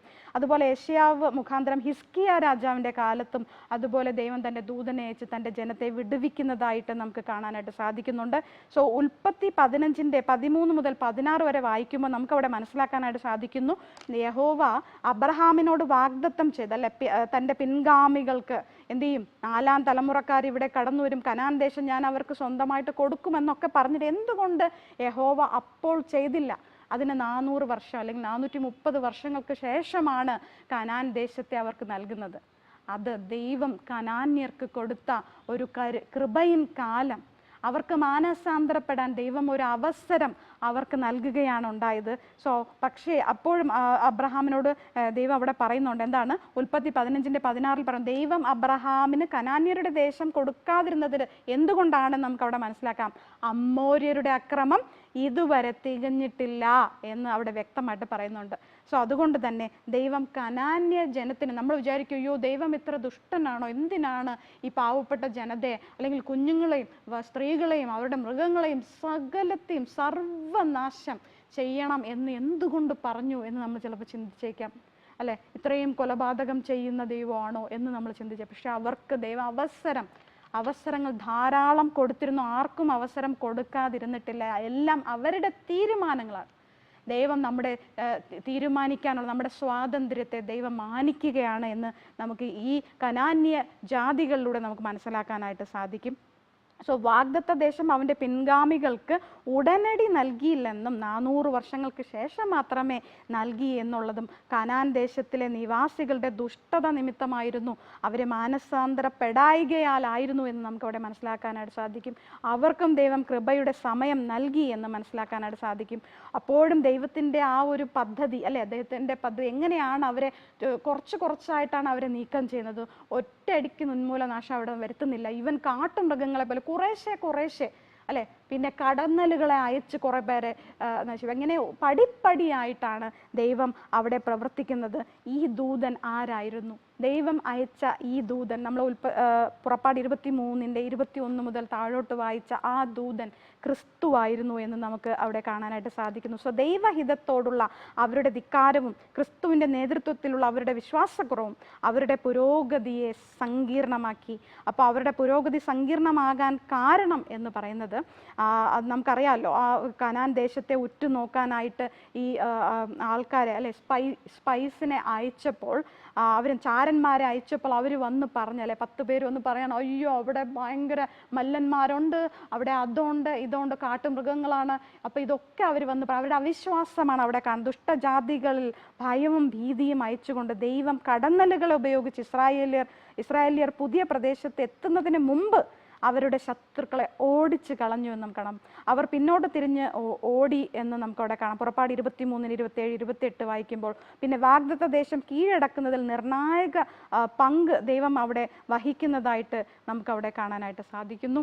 സോ ഇവിടെ ഒരു ചോദ്യമുണ്ട്, ദൈവം ആ പുറജാതികൾക്ക് അവരുടെ വഴികൾ മാറ്റാൻ നിരവധി വർഷങ്ങൾ നൽകിയെന്ന ഈ ആശയം ദൈവത്തിൻ്റെ കൃപയെക്കുറിച്ച് നമ്മെ എന്താണ് പഠിപ്പിക്കുന്നത്? മാത്രമല്ല അത് സ്വീകരിക്കാൻ വിസമ്മതിക്കുന്നവർ ആ കൃപയുടെ പരിധികളെക്കുറിച്ച് എന്താണ് പഠിപ്പിക്കുന്നത് എന്നുള്ള ഭാഗമാണ് നമ്മൾ ഈ ദൈവത്തിൻ്റെ യഥാർത്ഥ പദ്ധതി, ദൈവം എങ്ങനെയാണ് കനാൻ ദേശത്തെ ശുദ്ധീകരിച്ചത്, ഈ ഇസ്രായേലിയർ അവിടെ എത്തുന്നതിന് മുമ്പ് തന്നെ ദൈവം തൻ്റെ പദ്ധതികൾ ആവിഷ്കരിച്ചു കൊണ്ടിരുന്നു നമുക്കവിടെ മനസ്സിലാക്കാം. സോ ദൈവം ഇസ്രായേലിനോട് എന്ത് ചെയ്യണമെന്നാണ് പറഞ്ഞത്? ദൈവം തൻ്റെ ശത്രുവായിരിക്കേണ്ടതിന് അവൻ്റെ ശബ്ദം കേൾക്കുക, ജസ്റ്റ് ശബ്ദം കേൾക്കുക, ദൈവത്തെ മാത്രം സേവിക്കുക, അങ്ങനെ എല്ലാ രോഗങ്ങളും അവൻ നീക്കം ചെയ്യുമെന്നാണ് ദൈവം അവർക്ക് വാഗ്ദാനം ചെയ്തത്.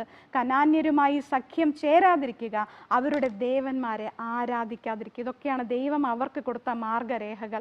ഇനി ദൈവം ഇസ്രായേലിനോട് താൻ എന്താണ് ചെയ്യാൻ പോകുന്നത് എന്ന് പറഞ്ഞതെന്ന് പറഞ്ഞാൽ, അവരെ കാക്കാനും കൊണ്ടുവരാനും അവൻ തൻ്റെ ദൂതനെയാണ് അവർക്ക് വേണ്ടി അയച്ചത്, അവരെ സംരക്ഷിക്കാനായിട്ട്. ദൂതൻ അവരുടെ മുമ്പിൽ പോയി അവരെ കനാനിലേക്ക് കൊണ്ടുവരും. അവൻ നിവാസികളിൽ അവരെക്കുറിച്ചുള്ള ഭീതി പരത്തും. അവരെ പുറത്താക്കാൻ അവൻ കടന്നലിനെ അയക്കും. അവരെ പുറത്താക്കാൻ അവർ ക്രമേണ അല്ലെങ്കിൽ ആ കാട്ടുമൃഗങ്ങളെയൊക്കെ മാറ്റും. ഇങ്ങനെ പടിപ്പടിയായിട്ടാണ് ദൈവം ആ ഇസ്രായേൽ ജനത്തിനു വേണ്ടി അവിടെ പ്രവർത്തിക്കുന്നതായിട്ട് നമുക്ക് കാണാനായിട്ട് സാധിക്കുന്നു.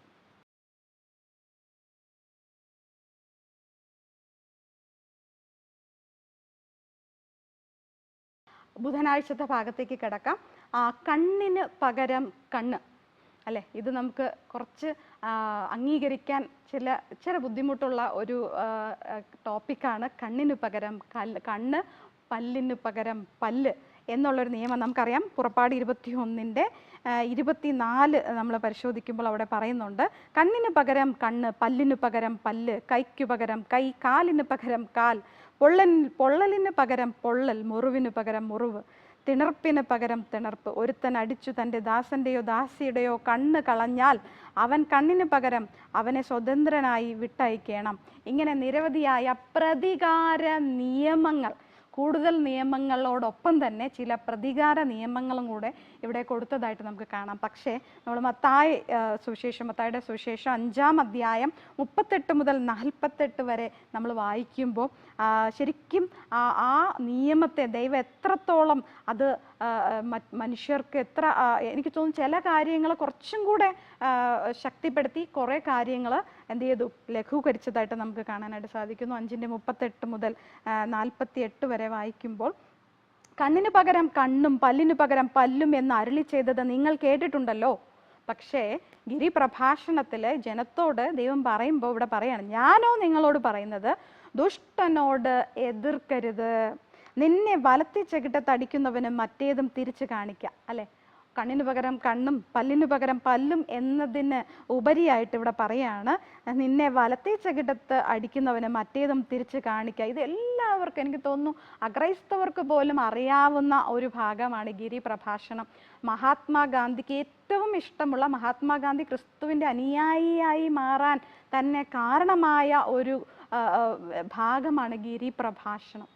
സോ ഇവിടെ ഈ ഗിരിപ്രഭാഷണം നമ്മൾ മനഃപ്പാഠമാക്കേണ്ട ഒരു ആവശ്യകത നമുക്ക് വായിക്കുമ്പോഴത് നമുക്ക് മനസ്സിലാക്കാനായിട്ട് സാധിക്കുന്നു. സോ വലത്തെ ചെകിട്ടത്തടിക്കുന്നവനെ മറ്റേതും തിരിച്ചു കാണിക്കുന്നു, നിന്നോട് വ്യവഹരിച്ച് നിന്റെ വസ്ത്രം എടുപ്പാൻ ഇച്ഛിക്കുന്നത് നിന്റെ പുതപ്പും വിട്ടുകൊടുക്ക, ഒരുത്തൻ നിന്നെ ഒരു നാഴിക വഴി പോകുവാൻ നിർബന്ധിച്ചാൽ 2 അവനോട് കൂടെ പോകാം, നിന്നോട് യാചിക്കുന്നവന് കൊടുക്ക, വായ്പ വാങ്ങുവാൻ ഇച്ഛിക്കുന്നവന് ഒഴിഞ്ഞു കളയരുത്, കൂട്ടുകാരനെ സ്നേഹിക്ക എന്നും ശത്രുവിനെ പകയ്ക്ക എന്നും അരുളി ചെയ്തത് നിങ്ങൾ കേട്ടിട്ടുണ്ടല്ലോ. പക്ഷെ ഞാൻ എന്താണ് നിങ്ങളോട് പറയുന്നത്, നിങ്ങളുടെ ശത്രുക്കളെ സ്നേഹിപ്പിൻ. ശത്രുക്കളെയും സ്നേഹിക്കാൻ പഠിപ്പിക്കുന്ന ഒരു ദൈവം, സ്നേഹവാനായ ദൈവം. അതുകൊണ്ട് തന്നെ നമ്മൾ ചിന്തിക്കരുത്, പഴയ നിയമത്തിലെ ദൈവം, ചില കുട്ടികളൊക്കെ പറയാറുണ്ട് പഴയ നിയമത്തിലെ ദൈവം ക്രൂരനായിരുന്നു എന്നും പുതിയ നിയമത്തിലെ ദൈവം സ്നേഹമുള്ള ദൈവമാണ് എന്ന്. അങ്ങനെയല്ല അല്ലെ, പഴയ നിയമത്തിലും പുതിയ നിയമത്തിലും ദൈവം നീതിയും സ്നേഹവുമുള്ള ദൈവം തന്നെയാണ് എന്ന് നമുക്ക് മനസ്സിലാക്കാനായിട്ട് സാധിക്കും. കാരണം അങ്ങനെ ഒരു നിയമം ദൈവം അവിടെ കൊടുത്തിട്ടുണ്ടെങ്കിൽ അതിനൊരു ഉദ്ദേശവും ഉണ്ടായിരുന്നു എന്നുള്ളതാണ്.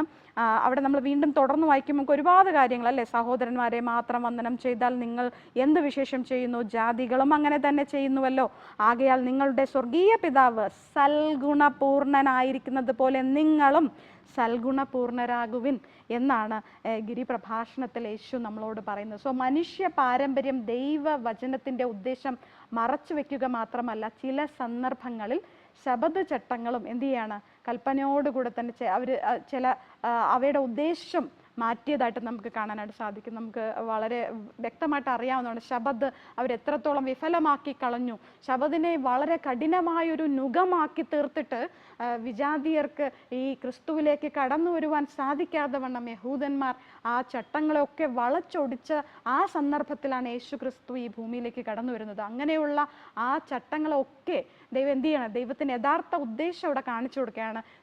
പഴയ നിയമത്തിൽ പറഞ്ഞതൊക്കെ തെറ്റാണ് എന്നല്ല, പക്ഷെ അതിൻ്റെ ഉദ്ദേശം എന്തായിരുന്നു എന്നാണ് അവിടെ പഠിപ്പിക്കുന്നത്. കാരണം എബ്രായർ അല്ലെ, നമുക്കറിയാം ശബദിൽ 1 മൈൽ മാത്രമേ നടക്കാനായിട്ട് പാടുള്ളൂ. അതുകൊണ്ട് തന്നെ അവരെന്ത് ചെയ്തു, ഓരോ മൈൽ കൂടുമ്പോഴും 1 മൈൽ എന്ന് അവിടെ എഴുതി വെച്ചു. അപ്പോൾ അടുത്ത മൈൽ പോകുമ്പോൾ 2 മൈൽ ആകില്ല, വീണ്ടും 1 മൈൽ ആകത്തുള്ളൂ. തുപ്പാൻ പാടില്ല, ലൈറ്റ് അല്ലെങ്കിൽ സ്വിച്ച് ഓൺ ആക്കാൻ പാടില്ല, ഇങ്ങനെ നിരവധിയായ തൂവാല കൊണ്ടു നടക്കാൻ പാടില്ല, അതൊരു ജോലിയാണ്. അതുകൊണ്ട് തന്നെ തുന്നി ചേർത്ത് പിടിച്ച് തൂവാല കൊണ്ട് നടക്കുക. തുപ്പിയാൽ എന്ത് ചെയ്യും, ചിലപ്പോൾ ഒരു വിത്ത് മുളച്ച ചെടിയായാൽ അതൊരു പ്രവൃത്തിയായി മാറി. ഇങ്ങനെ വിവിധങ്ങളായ കൽപ്പനകളെ വളച്ചൊടിച്ച് അവരുടെ ആവശ്യപ്രകാരം അവരത് മാറ്റി തീർക്കുകയാണ് ചെയ്തത്. സോ അതുപോലെ തന്നെ ഗിരിപ്രഭാഷണത്തിൽ അതുകൊണ്ടാണ് ദൈവം തൻ്റെ ശ്രോതാക്കളെ തൻ്റെ ആ യഥാർത്ഥ ഉദ്ദേശത്തെക്കുറിച്ച് അവർക്ക് പഠിപ്പിച്ചു കൊടുക്കുന്നതെന്ന് നമുക്ക് കാണാം. കണ്ണിന് പകരം കണ്ണ്, പല്ലിന് പകരം പല്ല് എന്നതിനെക്കുറിച്ച് സംസാരിക്കുന്ന പുറപ്പാട് 21:24 നിന്നുള്ള വാക്യം മത്തായി നമുക്ക് 5:38 അത് വീണ്ടും പറയുന്നു, നിങ്ങൾ കേട്ടിട്ടുണ്ട് എന്ന് പറയാണ്, പക്ഷെ ഞാൻ നിങ്ങളോട് പറയുന്നു. അതിനെ കൂടാതെ പ്രതികാര നിയമം എന്നതിന് മറ്റൊരു പദം ലെക്സ് ടാലിയോൺസ് എന്നാണ്. സോ ആ വാക്കാണ് അവിടെ പരാമർശിച്ചിരിക്കുന്നത്. സോ മറ്റൊരുവനോട്, അത് നിന്നെ കേടുവരുത്തിയതുപോലെ അവനും കേടുവരണം എന്നുള്ളൊരു ചിന്താഗതി നമുക്ക് ആവർത്തന പുസ്തകം 19:21 ലേവ്യ പുസ്തകം 24:20 കാണാനായിട്ട് സാധിക്കും. പക്ഷെ എന്തുകൊണ്ടായിരിക്കാം ഇങ്ങനെ ഒരു പ്രതികാരത്തിന് എന്തിനായിരിക്കും അതിനെ വീണ്ടും ദൈവം രൂപപ്പെടുത്തി അതിനെ പക്ഷെ ചില കാര്യങ്ങൾ നമ്മൾ ശ്രദ്ധിക്കും പോലെ വ്യഭിചാരം ചെയ്യരുത് എന്ന് കൽപ്പനയിൽ പറയുന്നുവെങ്കിലും ഇച്ഛയോടുകൂടെ ഒരു സ്ത്രീയെ നോക്കിയാൽ നീ വ്യഭിചാരം ചെയ്തു കഴിഞ്ഞു, അല്ലെ? ഒരു അന്യന്റെ ഒരു മുതൽ നമ്മൾ മോഹിക്കുമ്പോൾ തന്നെ മോഷ്ടിച്ചു കഴിഞ്ഞു, അല്ലെ? അപ്പൊ ചില കാര്യങ്ങൾ ദൈവം കുറച്ചുകൂടെ വ്യക്തമാക്കുകയും എന്നാൽ ചില കാര്യങ്ങൾ അവരുടെ യഥാർത്ഥ അവർക്ക് അതിനെ ബോധ്യം വരുത്തുകയും ചെയ്തു. കണ്ണിന് പകരം കണ്ണല്ല എടുക്കേണ്ടത്, പല്ലിന് പകരം പല്ലല്ല എടുക്കേണ്ടത്, ശത്രുവിനെയും നിങ്ങൾ സ്നേഹിക്കണം, ഒരു കർണത്തടിച്ചാൽ മറ്റേ കർണം കാണിച്ചു കൊടുക്കണമെന്ന് വളരെയധികം വ്യക്തമായിട്ട് ഈ പ്രതികാര നിയമങ്ങളെ ക്രിസ്തു ഗിരിപ്രഭാഷണത്തിൽ വ്യക്തമാക്കുന്നതാണ് നമുക്ക് കാണാനായിട്ട് സാധിക്കുന്നത്. സോ മോശയ്ക്ക് ഈ സാമൂഹ്യ നിയമങ്ങൾ നൽകിയ യേശു ക്രിസ്തുവിന് ഈ നിയമത്തിന്റെ ഉദ്ദേശം അറിയാമായിരുന്നു. കാരണം ഇത് പിന്നീട് പ്രതികാരം പോക്കാനായിട്ട് ഒരു വ്യക്തിനെ എനിക്ക് ഇഷ്ടമല്ല എങ്കിൽ ആ വ്യക്തിനെ ആ പൊതുസന്നിധിയിൽ കൊണ്ടുവന്ന് 2 കള്ളസാക്ഷികളുടെ സാന്നിധ്യത്തിൽ ഈ വ്യക്തിനെ ശിക്ഷിക്കുന്ന തരം ഈ ജനം ഇസ്രായേലർ അങ്ങനെയൊക്കെ ചെയ്യുവാൻ തുടങ്ങിയായിരുന്നു ആ ക്രിസ്തുവിൻ്റെ ആ സമയം. അല്ലെങ്കിൽ ആ ഒരു പാപിയായ ഒരു സ്ത്രീനെ കല്ലെറിയണം എന്ന് പറഞ്ഞ് സമൂഹ മധ്യയെ കൊണ്ടുവരുന്നതും അവരുടെ ആ ഹൃദയ കാഠിന്യമൊക്കെ നമുക്ക് അവിടെ കാണാൻ സാധിക്കും. അതുകൊണ്ടാണ് നിങ്ങൾ പാപമില്ലാത്ത ആൾ ആദ്യം കല്ലെറിയട്ടെ എന്ന് യേശു ക്രിസ്തു അവരുടെ ഹൃദയ വിചാരങ്ങളെയും വികാരങ്ങളെയും പാപങ്ങളെയും മണ്ണിൽ എഴുതി, അല്ലെ? എന്നാണ് അത് കണ്ടിട്ട് എല്ലാവരും കല്ലുകൾ ഉപേക്ഷിച്ച് കടന്നുപോയി കൂമ്പാരം മാത്രം അവിടെ അവശേഷിക്കുന്നതായിട്ട് നമുക്ക് കാണാനായിട്ട് സാധിക്കുന്നു. സോ ആ ഉദ്ദേശശുദ്ധിയെ അവിടെ യഹൂദന്മാർ അതിനെ നശിപ്പിച്ച ഒരു സാഹചര്യത്തിലാണ് ഗിരിപ്രഭാഷണത്തിലൂടെ യേശു ക്രിസ്തു അത് വീണ്ടും അത് പുനഃസ്ഥാപിക്കുകയാണ്. നീതിയും അനുരഞ്ജനവും കൊണ്ടുവരിക, സമാധാനം പുനഃസ്ഥാപിക്കുക എന്നതായിരുന്നു അവിടെ ക്രിസ്തു ചെയ്യുന്നത്. പ്രതികാരത്തെ തടയുന്നു, അല്ലെ? രക്തരൂക്ഷിതമായ സംഘർഷങ്ങൾക്കും അല്ലെങ്കിൽ മുൻകൂർ അന്വേഷണം കൂടാതെ പ്രതികാരം ചെയ്യുന്ന ആ ഒരു അവസ്ഥയാണ് ക്രിസ്തു അവിടെ ഖണ്ഡിക്കുന്നത്. സോ അവിടെ ഉചിതമായ സാമ്പത്തിക നഷ്ടപരിഹാരം നൽകുകയും വേണം. ആളുകൾ നീതി സ്വന്തം കൈകളിലെടുത്ത് നമ്മളിപ്പോൾ പറയല്ലോ നിയമം കയ്യിലെടുക്കരുത് എന്ന് പറയപ്പോൾ യഹൂദന്മാർ ആ സാഹചര്യത്തിൽ ഇങ്ങനെയൊക്കെ എഴുതിയിരിക്കുന്നു എന്നതിൻ്റെ പേരിൽ നിയമം കയ്യിലെടുത്തുകൊണ്ട് ദൈവത്തിൻ്റെ ഉദ്ദേശ ശുദ്ധിയെ നശിപ്പിച്ചു കൊണ്ടിരുന്ന ഒരു സാഹചര്യത്തിലാണ് ഗിരിപ്രഭാഷണത്തിലൂടെ ദൈവം ആ പ്രതികാര നിയമങ്ങളെ കുറെ കൂടെ വ്യക്തമാക്കി നമുക്ക് തന്നിരിക്കുന്നു.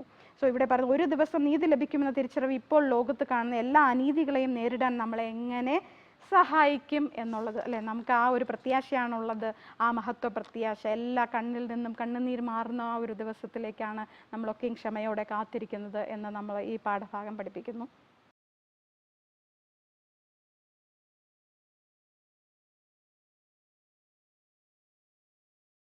വ്യാഴാഴ്ചത്തെ ഭാഗത്തേക്ക് നമുക്ക് കടന്നു വരുമ്പോൾ പ്രതികാരം അല്ലെങ്കിൽ പ്രതിഫലവും ശിക്ഷയും എന്ന ഭാഗമാണ് നമ്മൾ കാണുന്നത്. പ്രിയമുള്ളവരെ, നിങ്ങൾ ഒരിക്കലും പ്രതികാരം ചെയ്യരുത്, മറിച്ച് അത് ദൈവത്തിൻ്റെ കോപത്തിന് വിട്ടുകൊടുക്കുക. കാരണം പ്രതികാരം എനിക്കുള്ളതാണ്, ഞാൻ പകരം വീട്ടും എന്ന് കർത്താവ് അരുളി ചെയ്യുന്നു എന്ന് എഴുതിയിരിക്കുന്നു. റോമർ 12:19 ഇങ്ങനെ പറയുന്നു. വളരെ ഭംഗിയായിട്ട് ഇവിടെ പറയുന്നുണ്ട്. 12:19 കഴിയുമെങ്കിൽ നിങ്ങളാൽ ആവോളം സകല മനുഷ്യരോടും സമാധാനമായിരിപ്പിൻ. പ്രിയമുള്ളവരെ, നിങ്ങൾ തന്നെ പ്രതികാരം ചെയ്യാതെ ദൈവ കോപത്തിന് ഇടം കൊടുപ്പിൻ. പ്രതികാരം എനിക്കുള്ളത്, ഞാൻ പകരം ചെയ്യും എന്ന് കർത്താവ് അരുളി ചെയ്യുന്നു. 20 നിന്റെ ശത്രുവിന് വിശക്കുന്നുവെങ്കിൽ അവന് തിന്മാൻ കൊടുക്കുക, ദാഹിക്കുന്നുവെങ്കിൽ കുടിപ്പാൻ കൊടുക്കുക. അങ്ങനെ ചെയ്താൽ നീ അവൻ്റെ തലയിൽ തീക്കനൽ കുന്നിക്കും. അത് സദൃശവാക്യങ്ങൾ പറയുന്ന ഭാഗമാണ് ഇവിടെ ഉദ്ധരിച്ചിരിക്കുന്നത്. സോ പഴയ നിയമത്തിൽ തന്നെ ഇതൊക്കെ പറയുന്നുണ്ട്, പുതിയ നിയമത്തിൽ മാത്രമല്ല പറയുന്നത് എന്ന് നമ്മൾ മനസ്സിലാക്കേണ്ടതായിട്ടുണ്ട്. സോ എന്ന് എഴുതിയിരിക്കുന്നുവല്ലോ, തിന്മയോട് തോൽക്കാതെ നന്മയാൽ തിന്മയെ ജയിക്കുക എന്നുള്ളതാണ് നമുക്കിവിടെ പഠിപ്പിക്കുന്നതായിട്ടുള്ള കാര്യം. ആവർത്തന പുസ്തകം 32:35 നമ്മൾ പരിശോധിക്കുമ്പോൾ 35 ഇത് തന്നെയാണ് അവിടെ പറഞ്ഞിരിക്കുന്നത്. അവരുടെ കാൽ വഴുതും കാലത്തേക്ക് പ്രതികാരവും പ്രതിഫലവും എൻ്റെ പക്കലുണ്ട്, അവരുടെ അനർത്ഥ ദിവസം അടുത്തിരിക്കുന്നു. സോ പ്രതികാരവും പ്രതിഫലവും എൻ്റെ അടുക്കൽ ഉണ്ട് എന്ന് ഇവിടെ വായിക്കുന്നു. സോ പഴയ നിയമത്തിലും പുതിയ നിയമത്തിലും പറയുന്നു, ഒരുപോലെ പറയുന്നു, പ്രതികാരവും പ്രതിഫലവും ആരുടെ പക്കലാണുള്ളത്? എൻ്റെ പക്കലാണ് എന്നിവിടെ പറയുകയാണ്. ഈ വാക്യങ്ങളിൽ ഏത് വാഗ്ദാനവും കൽപ്പനയും നമുക്കിവിടെ കാണുന്നു. അവ എങ്ങനെയാണ് അത് ബന്ധപ്പെട്ടിരിക്കുന്നത്? സോ ഇപ്പോൾ നമുക്ക് കിട്ടാത്ത, ഇപ്പോൾ ഇല്ലാത്ത നീതി കർത്താവ് കൊണ്ടുവരുന്നത് വരെ നിയമം നടപ്പിലാക്കുകയും ഉപദ്രവമോ പരിക്കോ സംഭവിക്കുമ്പോൾ ന്യായമായ ശിക്ഷ നിർണയിക്കുകയും ചെയ്യുക എന്നതായിരുന്നു. സോ പുരാതന ഇസ്രായേലിലെ ന്യായാധിപന്മാരുടെ കടമ അതായിരുന്നു. എന്നാൽ അവർക്ക് ആദ്യം അവരെന്ത് ചെയ്തു? നിയമജ്ഞർ വ്യക്തിപരമായ പ്രതികാരത്തിനുള്ള വാതിലുകൾ തുറക്കും വിധത്തിൽ ഈ നിയമങ്ങളൊക്കെ അവരെന്ത് ചെയ്തു? അവരുടെ ആവശ്യങ്ങൾക്ക്, വ്യക്തിഗതമായ തീരുമാനങ്ങൾക്കും വ്യക്തിഗതമായ പ്രതികാരങ്ങൾക്കും ഒക്കെ ഈ നിയമങ്ങളെ വളച്ചൊടിച്ചതായിട്ടാണ് നമ്മൾ കഴിഞ്ഞ പാഠത്തിലും നമ്മൾ പഠിച്ചിട്ടുണ്ടായിരുന്നു. സോ അതിൻ്റെ പ്രാരംഭ ഉദ്ദേശം നഷ്ടപ്പെട്ടു. സോ മത്തായി 6:4 നമ്മൾ 6 നമ്മൾ വായിക്കുമ്പോൾ രഹസ്യത്തിൽ കാണുന്ന നിന്റെ പിതാവ് നീ എന്ത് ചെയ്യണം? ഒരു അറയ്ക്കുള്ളിൽ കിടന്ന് രഹസ്യത്തിൽ നീ എന്ത് ചെയ്യണം? പിതാവിനോട് അപേക്ഷിക്കണം, പ്രാർത്ഥിക്കണം. രഹസ്യത്തിൽ കാണുന്ന ദൈവം നിനക്ക് രഹസ്യത്തിൽ തന്നെ നിനക്ക് എന്ത് ചെയ്യും? പകരം തരും, അല്ലെങ്കിൽ പ്രതിഫലം തരും എന്ന് നമുക്ക് അവിടെ കാണാനായിട്ട് സാധിക്കും. ലൂക്കോസിന്റെ പുസ്തകം 6:23 അത് തന്നെയാണ് പറയുന്നത്. 2 തിമോത്തിയോസ് 4:8 അവിടെ പറയുന്നുണ്ട്, നിങ്ങളുടെ പ്രതിഫലം സ്വർഗത്തിൽ വലിയത് എന്നവിടെ പറയുന്നുണ്ട്. പിന്നെ അവനവന്റെ പ്രവൃത്തിക്ക് തക്കവണ്ണം പകരം തരും എന്നിങ്ങനെ നമുക്ക് നിരവധിയായ വേദഭാഗങ്ങളിലൂടെ നമുക്ക് കാണാനായിട്ട് സാധിക്കുന്നുണ്ട്. പ്രതികാരം യഹോവയ്ക്കുള്ളത്, പ്രതിഫലവും അവൻ്റെ പക്കലുണ്ട്.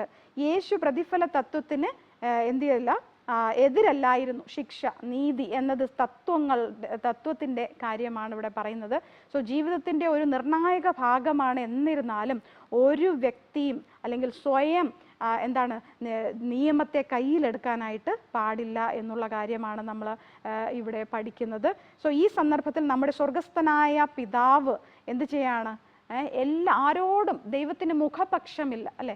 അങ്ങനെ പ്രതികാരം ചെയ്യുന്നൊരു യഹോവ ആരോടും മുഖപക്ഷമില്ലാതെ നീതിമാനും ദുഷ്ടനും എന്ത് ചെയ്യുന്നു? മഴ പെയ്യ്ക്കുന്നു, വെയിൽ കൊടുക്കുന്നു, അല്ലെ? എല്ലാം ദൈവം എന്ത് ചെയ്യണം? മുഖപക്ഷമില്ലാതെ നിസ്വാർത്ഥ സ്നേഹത്തോടെ നമുക്കിതൊക്കെയും പ്രതിഫലമായിട്ട് തന്നുകൊണ്ടിരിക്കുകയാണ്. സോ അതാണ് ദൈവത്തിൻ്റെ ആ പരമമായ സ്വഭാവം. ശത്രുക്കളെ എങ്ങനെ സ്നേഹിക്കണമെന്നും അവരെ പീഡിപ്പിക്കുന്നവർക്ക് വേണ്ടി പ്രാർത്ഥിക്കണമെന്നും യേശു തൻ്റെ അനുയായികളെ പഠിപ്പിക്കുന്നു. സോ യഥാർത്ഥ പൂർണ്ണത എന്നത് അർഹത ഇല്ലാത്തവരെ പോലും സ്നേഹിക്കുക എന്നുള്ളതാണ്. അവർക്ക് യാതൊരു അർഹതയില്ല. നമ്മൾ ഒരു കല്യാണം അല്ലെങ്കിൽ നമുക്കൊരു ബർത്ത്ഡേ ഒക്കെ ഫംഗ്ഷൻ വരുമ്പോൾ നമുക്ക് ഏറ്റവും ഇഷ്ടപ്പെട്ട, നമുക്ക് തിരിച്ച് നൽകുവാൻ പ്രാപ്തിയുള്ള ആൾക്കാരെയാണ് നമ്മൾ വിളിച്ചെല്ലാം ചെയ്യുന്നത്. പക്ഷേ നമ്മൾ എന്ത് ചെയ്യണം അറിയാമോ? ഒരു അർഹതയും ഇല്ലാത്ത, നമുക്ക് തിരികെ തരാത്ത അങ്ങനെയുള്ള വ്യക്തികൾക്ക്, അല്ലെങ്കിൽ നമ്മുടെ എനിമിയെ വേണം ആദ്യം എന്ത് ചെയ്യേണ്ടത്? അതിന് ക്ഷണിക്കേണ്ടത് എന്നാണ് നമ്മളെ പഠിപ്പിക്കുന്നത്. ലൂക്കോസ് 6:36 ഇങ്ങനെയാണ് പറയുന്നത്, അർഹതയില്ലാത്തവരെ പോലും സ്നേഹിക്കുക, അവരോട് ക്ഷമിക്കുക, കരുണ കാണിക്കുക എന്നതാണ്. ഈ തത്വവും അത് നയിക്കുന്ന പ്രവൃത്തികളും ദൈവത്തിൻ്റെ സ്വഭാവത്തെ പ്രതിഫലിപ്പിക്കുന്നത് എന്ന് നമുക്കിവിടെ കാണാനായിട്ട് സാധിക്കും. സോ അവസാനമായിട്ട് ചോദ്യം, നമ്മോട് കൽപ്പിക്കപ്പെട്ട രീതിയിൽ അനുദിനം സ്നേഹിക്കാൻ ഏതൊക്കെ വഴികളിലൂടെ പഠിക്കാൻ നമുക്ക് കഴിയും? എന്തുകൊണ്ടാണ് ഇത് എപ്പോഴും സ്വയം മരണത്തിലേക്ക് നയിക്കുന്നത്? നമ്മൾ കഴിഞ്ഞ പാഠഭാഗം ഞാൻ പഠിപ്പിച്ചപ്പോഴും ഈ കാര്യം ഞാൻ പറയുന്നുണ്ട്, ഐ ഡൈ ഡെയിലി. പൗലോസ് പറഞ്ഞതുപോലെ നമ്മുടെ സ്വയം മരിക്കാത്ത പക്ഷം നമുക്ക് ആരോടും ക്ഷമിക്കാനായിട്ട് സാധിക്കില്ല. ക്ഷമിക്കുന്നത് മഹാന്മാർക്ക് മാത്രം പറ്റിയ ഒരു കഴിവാണ് അല്ലെ. ക്ഷമിക്കുക എന്നുള്ളത് മഹാന്മാർക്ക് മാത്രമേ പറ്റുകയുള്ളൂ എന്ന് നമുക്ക് കാണാനായിട്ട് സാധിക്കുന്നു. സോ എന്തുകൊണ്ടാണ് ഇതെപ്പോഴും സ്വയം മരണത്തിലേക്ക് നയിക്കുന്നത്? സോ നമ്മളെ മരിച്ചാൽ മാത്രമേ ക്രിസ്തു എന്നിൽ ജനിക്കുകയുള്ളൂ, ക്രിസ്തു ഉയർത്തെഴുന്നേൽക്കുകയുള്ളൂ. സോ എന്നിൽ നിന്നും പുറപ്പെടുന്ന ഓരോ വാക്കും ക്രിസ്തുവിൻ്റെതായിരിക്കാനും നമ്മളെ വിഷമിപ്പിച്ചവരെ, നമ്മളെ പീഡിപ്പിച്ചവരെ, നമ്മുടെ ശത്രുക്കളെ സ്നേഹിക്കാൻ പഠിപ്പിച്ച ആ ദൈവസ്നേഹത്തിൽ നമുക്ക് മറ്റുള്ളവരോട് ഇടപെടാം. പ്രതികാരം യഹോവയ്ക്കുള്ളതാകും. നമുക്ക് വെള്ളിയാഴ്ചത്തെ ഭാഗത്തേക്ക് കടന്നു വരാം. അവസാന ഭാഗമാണ്. സോ ഇവിടെ Ellen white the science of the times June 5, 1901 അതിൽ പറഞ്ഞിരിക്കുന്ന ഒരു ഭാഗം ഇവിടെ കൊടുത്തിട്ടുണ്ട്. എല്ലാറ്റിൻ്റെയും സ്രഷ്ടാവ് എന്ന നിലയിൽ ദൈവം എല്ലാറ്റിൻ്റെയും ഭരണാധികാരിയാണ് അല്ലേ. നമ്മൾ കഴിഞ്ഞ പാഠങ്ങളൊക്കെ പഠിച്ചു, ദൈവം സർവാധികാരിയാണ്. ഈ ലോകത്ത് നമ്മൾ കാണുന്ന സകലവും, എല്ലാ സമ്പത്തും, എല്ലാ ജനവും ദൈവത്തിൻ്റെതാണ്, സകലവും ദൈവത്തിൻ്റെ. പ്രപഞ്ചത്തിലുടനീളം തൻ്റെ നിയമം നടപ്പിലാക്കാൻ അവൻ ബാധ്യസ്ഥനാണ്. അവൻ്റെ സൃഷ്ടികളിൽ നിന്ന് അവൻ്റെ നിയമത്തോടുള്ള അനുസരണത്തേക്കാൾ കുറഞ്ഞതെങ്കിലും ആവശ്യപ്പെടുന്നത് അവരെ നാശത്തിലേക്ക് വിടുന്നതിന് തുല്യമായിരിക്കും. അവൻ്റെ നിയമലംഘനത്തിന് ശിക്ഷ നൽകുന്നതിൽ പരാജയപ്പെടുന്നത് പ്രപഞ്ചത്തെ ആശയക്കുഴപ്പത്തിലാക്കുന്നതിന് തുല്യമായിരിക്കും. മനുഷ്യനും പാപത്തിനും ഇടയിലുള്ള ദൈവത്തിൻ്റെ തടസ്സമാണ് ധാർമ്മിക നിയമം. അങ്ങനെ അനന്തമായ ജ്ഞാനം മനുഷ്യരുടെ മുമ്പാകെ ശരിയും തെറ്റും തമ്മിലുള്ള വ്യത്യാസം, പാപവും വിശുദ്ധിയും തമ്മിലുള്ള വ്യത്യാസം സ്ഥാപിച്ചിരിക്കുന്നു എന്ന ഭാഗമാണ് ഇവിടെ കൊടുത്തിരിക്കുന്നത്. സോ സാത്താൻ്റെ വഞ്ചനാപരമായ പദ്ധതിയാണ് നമ്മളെ ദൈവത്തിൽ നിന്നും പിരിക്കുക എന്നുള്ളത് അല്ലേ. നമുക്ക് പലതരത്തിലുള്ള സംശയങ്ങൾ ഉണ്ടാക്കുക, ദൈവത്തെ സംശയിക്കുക, ദൈവത്തിൻ്റെ സ്നേഹത്തിലും ദൈവത്തിൻ്റെ നീതിയിലും നമുക്ക് സംശയം ഉളവാക്കുക എന്നുള്ളതാണ് സാത്താൻ്റെ ആ പ്രവൃത്തി എന്ന് പറയുന്നത്. സോ നമുക്ക് ആവശ്യമുള്ളപ്പോൾ നമ്മുടെ പ്രിയ രക്ഷകൻ സഹായം അയക്കും, അല്ലെങ്കിൽ സ്വർഗത്തിലേക്കുള്ള വഴി അവിടുത്തെ കാൽപ്പാടുകളാൽ വിശുദ്ധീകരിക്കപ്പെടുന്നു. സോ അങ്ങനെയുള്ള ഒരു വിശ്വാസം നമുക്ക് ഉണ്ടാകേണ്ടത് വളരെ അത്യാവശ്യമാണ്. ഇവിടെ ചില ചോദ്യങ്ങളുണ്ട്. കർത്താവ് ആ പുറജാതീയ ജനതകളെ അവരുടെ ദേശത്തു നിന്ന് പുറത്താക്കിയെന്നും ചിലപ്പോൾ തുടച്ചു നീക്കിയെന്നുമുള്ള വസ്തുത മനസ്സിലാക്കാൻ വേണ്ടി ആളുകൾ ചിലപ്പോൾ നൂറ്റാണ്ടുകളായിട്ട് കഷ്ടപ്പെടുന്നു. അത് തീർച്ചയായിട്ടും നമുക്ക് ഒരു അസ്വസ്ഥത സൃഷ്ടിക്കുന്നു. എങ്കിലും ഈ സംഭവങ്ങളിൽ പോലും, ഇങ്ങനെയുള്ള സംഭവങ്ങൾ പോലും നമ്മൾ നേരത്തെ പഠിച്ചതുപോലെ അവരെ അങ്ങനെ അശേഷം നിർമൂലമാക്കുന്നില്ല.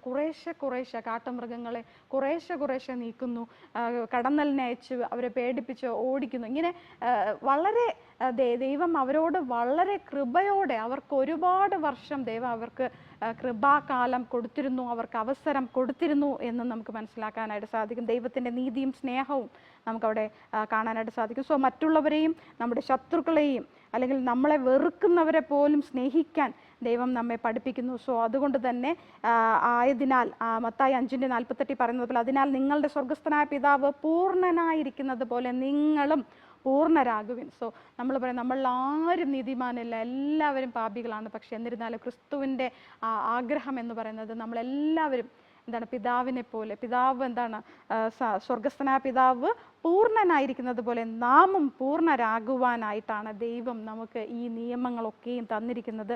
സോ ഒരിക്കലും ഈ നിയമം അല്ലെങ്കിൽ ഈ കൽപ്പന അല്ലെങ്കിൽ ഇത് പാലിക്കുന്നതിലൂടെ സ്വർഗത്തിലേക്ക് കടക്കത്തില്ല. സ്വർഗത്തിലേക്ക് പോകാനുള്ളൊരു മാർഗം അല്ലെങ്കിൽ നമ്മൾ നടക്കേണ്ടുന്ന വഴി നമുക്ക് പഠിപ്പിച്ചു തരുന്ന ഒരു ദൈവത്തിൻ്റെ ഒരു പദ്ധതിയാണ് നിയമങ്ങളും ഈ ഉടമ്പടികളും അല്ലെങ്കിൽ ഈ കൽപ്പനകളും എന്ന് പറയുന്നത്. ദൈവത്തിൻ്റെ നിയമത്തോടും അതിൻ്റെ ധർമ്മങ്ങളോടും പൗലോസ് അപ്പോസ്തലന് ക്രിയാത്മകവും ധാർമ്മികപരവുമായ ഒരു ഉദാഹരണ മനോഭാവം ഉണ്ടായിരുന്നു. അതുകൊണ്ടാണ് റോമർ 6:14 നമ്മളിങ്ങനെ വായിക്കുന്നു, നിങ്ങൾ ന്യായപ്രമാണത്തിന് കീഴിലല്ല കൃപയ്ക്ക് കീഴിലാണ് എന്ന് ഇവിടെ പറഞ്ഞിരിക്കുന്നു. സോ നമ്മൾ ഈ പാഠഭാഗത്തിൽ പഠിച്ചതുപോലെ ഇത്ര സ്നേഹമുള്ള ദൈവം തന്നിരിക്കുന്ന ആ ഒരു നിയമം എന്ന് പറയുന്നത്, ലിവിങ് ദ ലോ എന്ന് പറയുന്നത്, നമ്മൾ ആ നിയമം ജീവിക്കുന്ന ഒരു നിയമം നമുക്കുള്ളതിനാൽ ദൈവത്തെ നമുക്ക് മഹത്വപ്പെടുത്താം.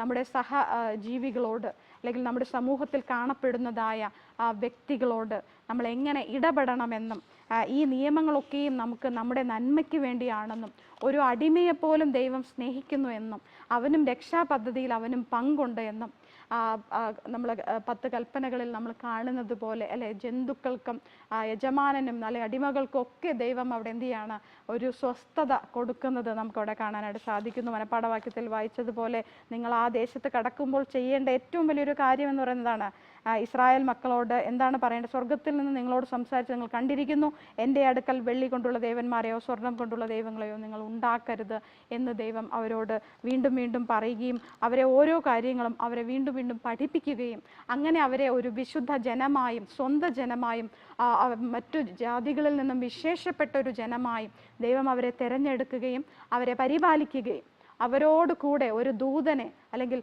പകലിൽ മേഘസ്തംഭമായും രാത്രിയിൽ അഗ്നിത്തൂണായും ക്രിസ്തുവാണ് അവരോടുകൂടെ സഞ്ചരിച്ചത്. അവരുടെ വസ്ത്രം പഴകി പോകാതെ, അവരുടെ ചെരുപ്പുകളൊന്നും തേഞ്ഞു പോകാതെ അവരെ ദൈവം തൻ്റെ തോളിൽ ചുമന്നുകൊണ്ടാണ്. ഒരു ഇടയൻ കാണാതെ പോയ ആടിനെ കണ്ടെത്തിയ ഇടയൻ സന്തോഷത്തോടെ ആടിനെ തൻ്റെ ചുമലിൽ അല്ലെങ്കിൽ തൻ്റെ തോളിൽ വെച്ചുകൊണ്ട്, അല്ലെ കോഴി തൻ്റെ കുഞ്ഞുങ്ങളെ തൻ്റെ ചിറകിനടിയിൽ ഒളിപ്പിച്ച്, അല്ലെങ്കിൽ കഴുകൻ തൻ്റെ ചിറകിൽ വഹിച്ചതുപോലെ ആ ദൂതൻ നമ്മളോടുകൂടെ ഉണ്ടായിരുന്നു. നമ്മൾ ആ ദൂതനെ കാണുന്നുണ്ടോ? ആ നിയമങ്ങളെ നമ്മൾ പാലിക്കുന്നുണ്ടോ? ദൈവം നമ്മളെ അനുഗ്രഹിക്കുമാറാകട്ടെ. ആമേൻ.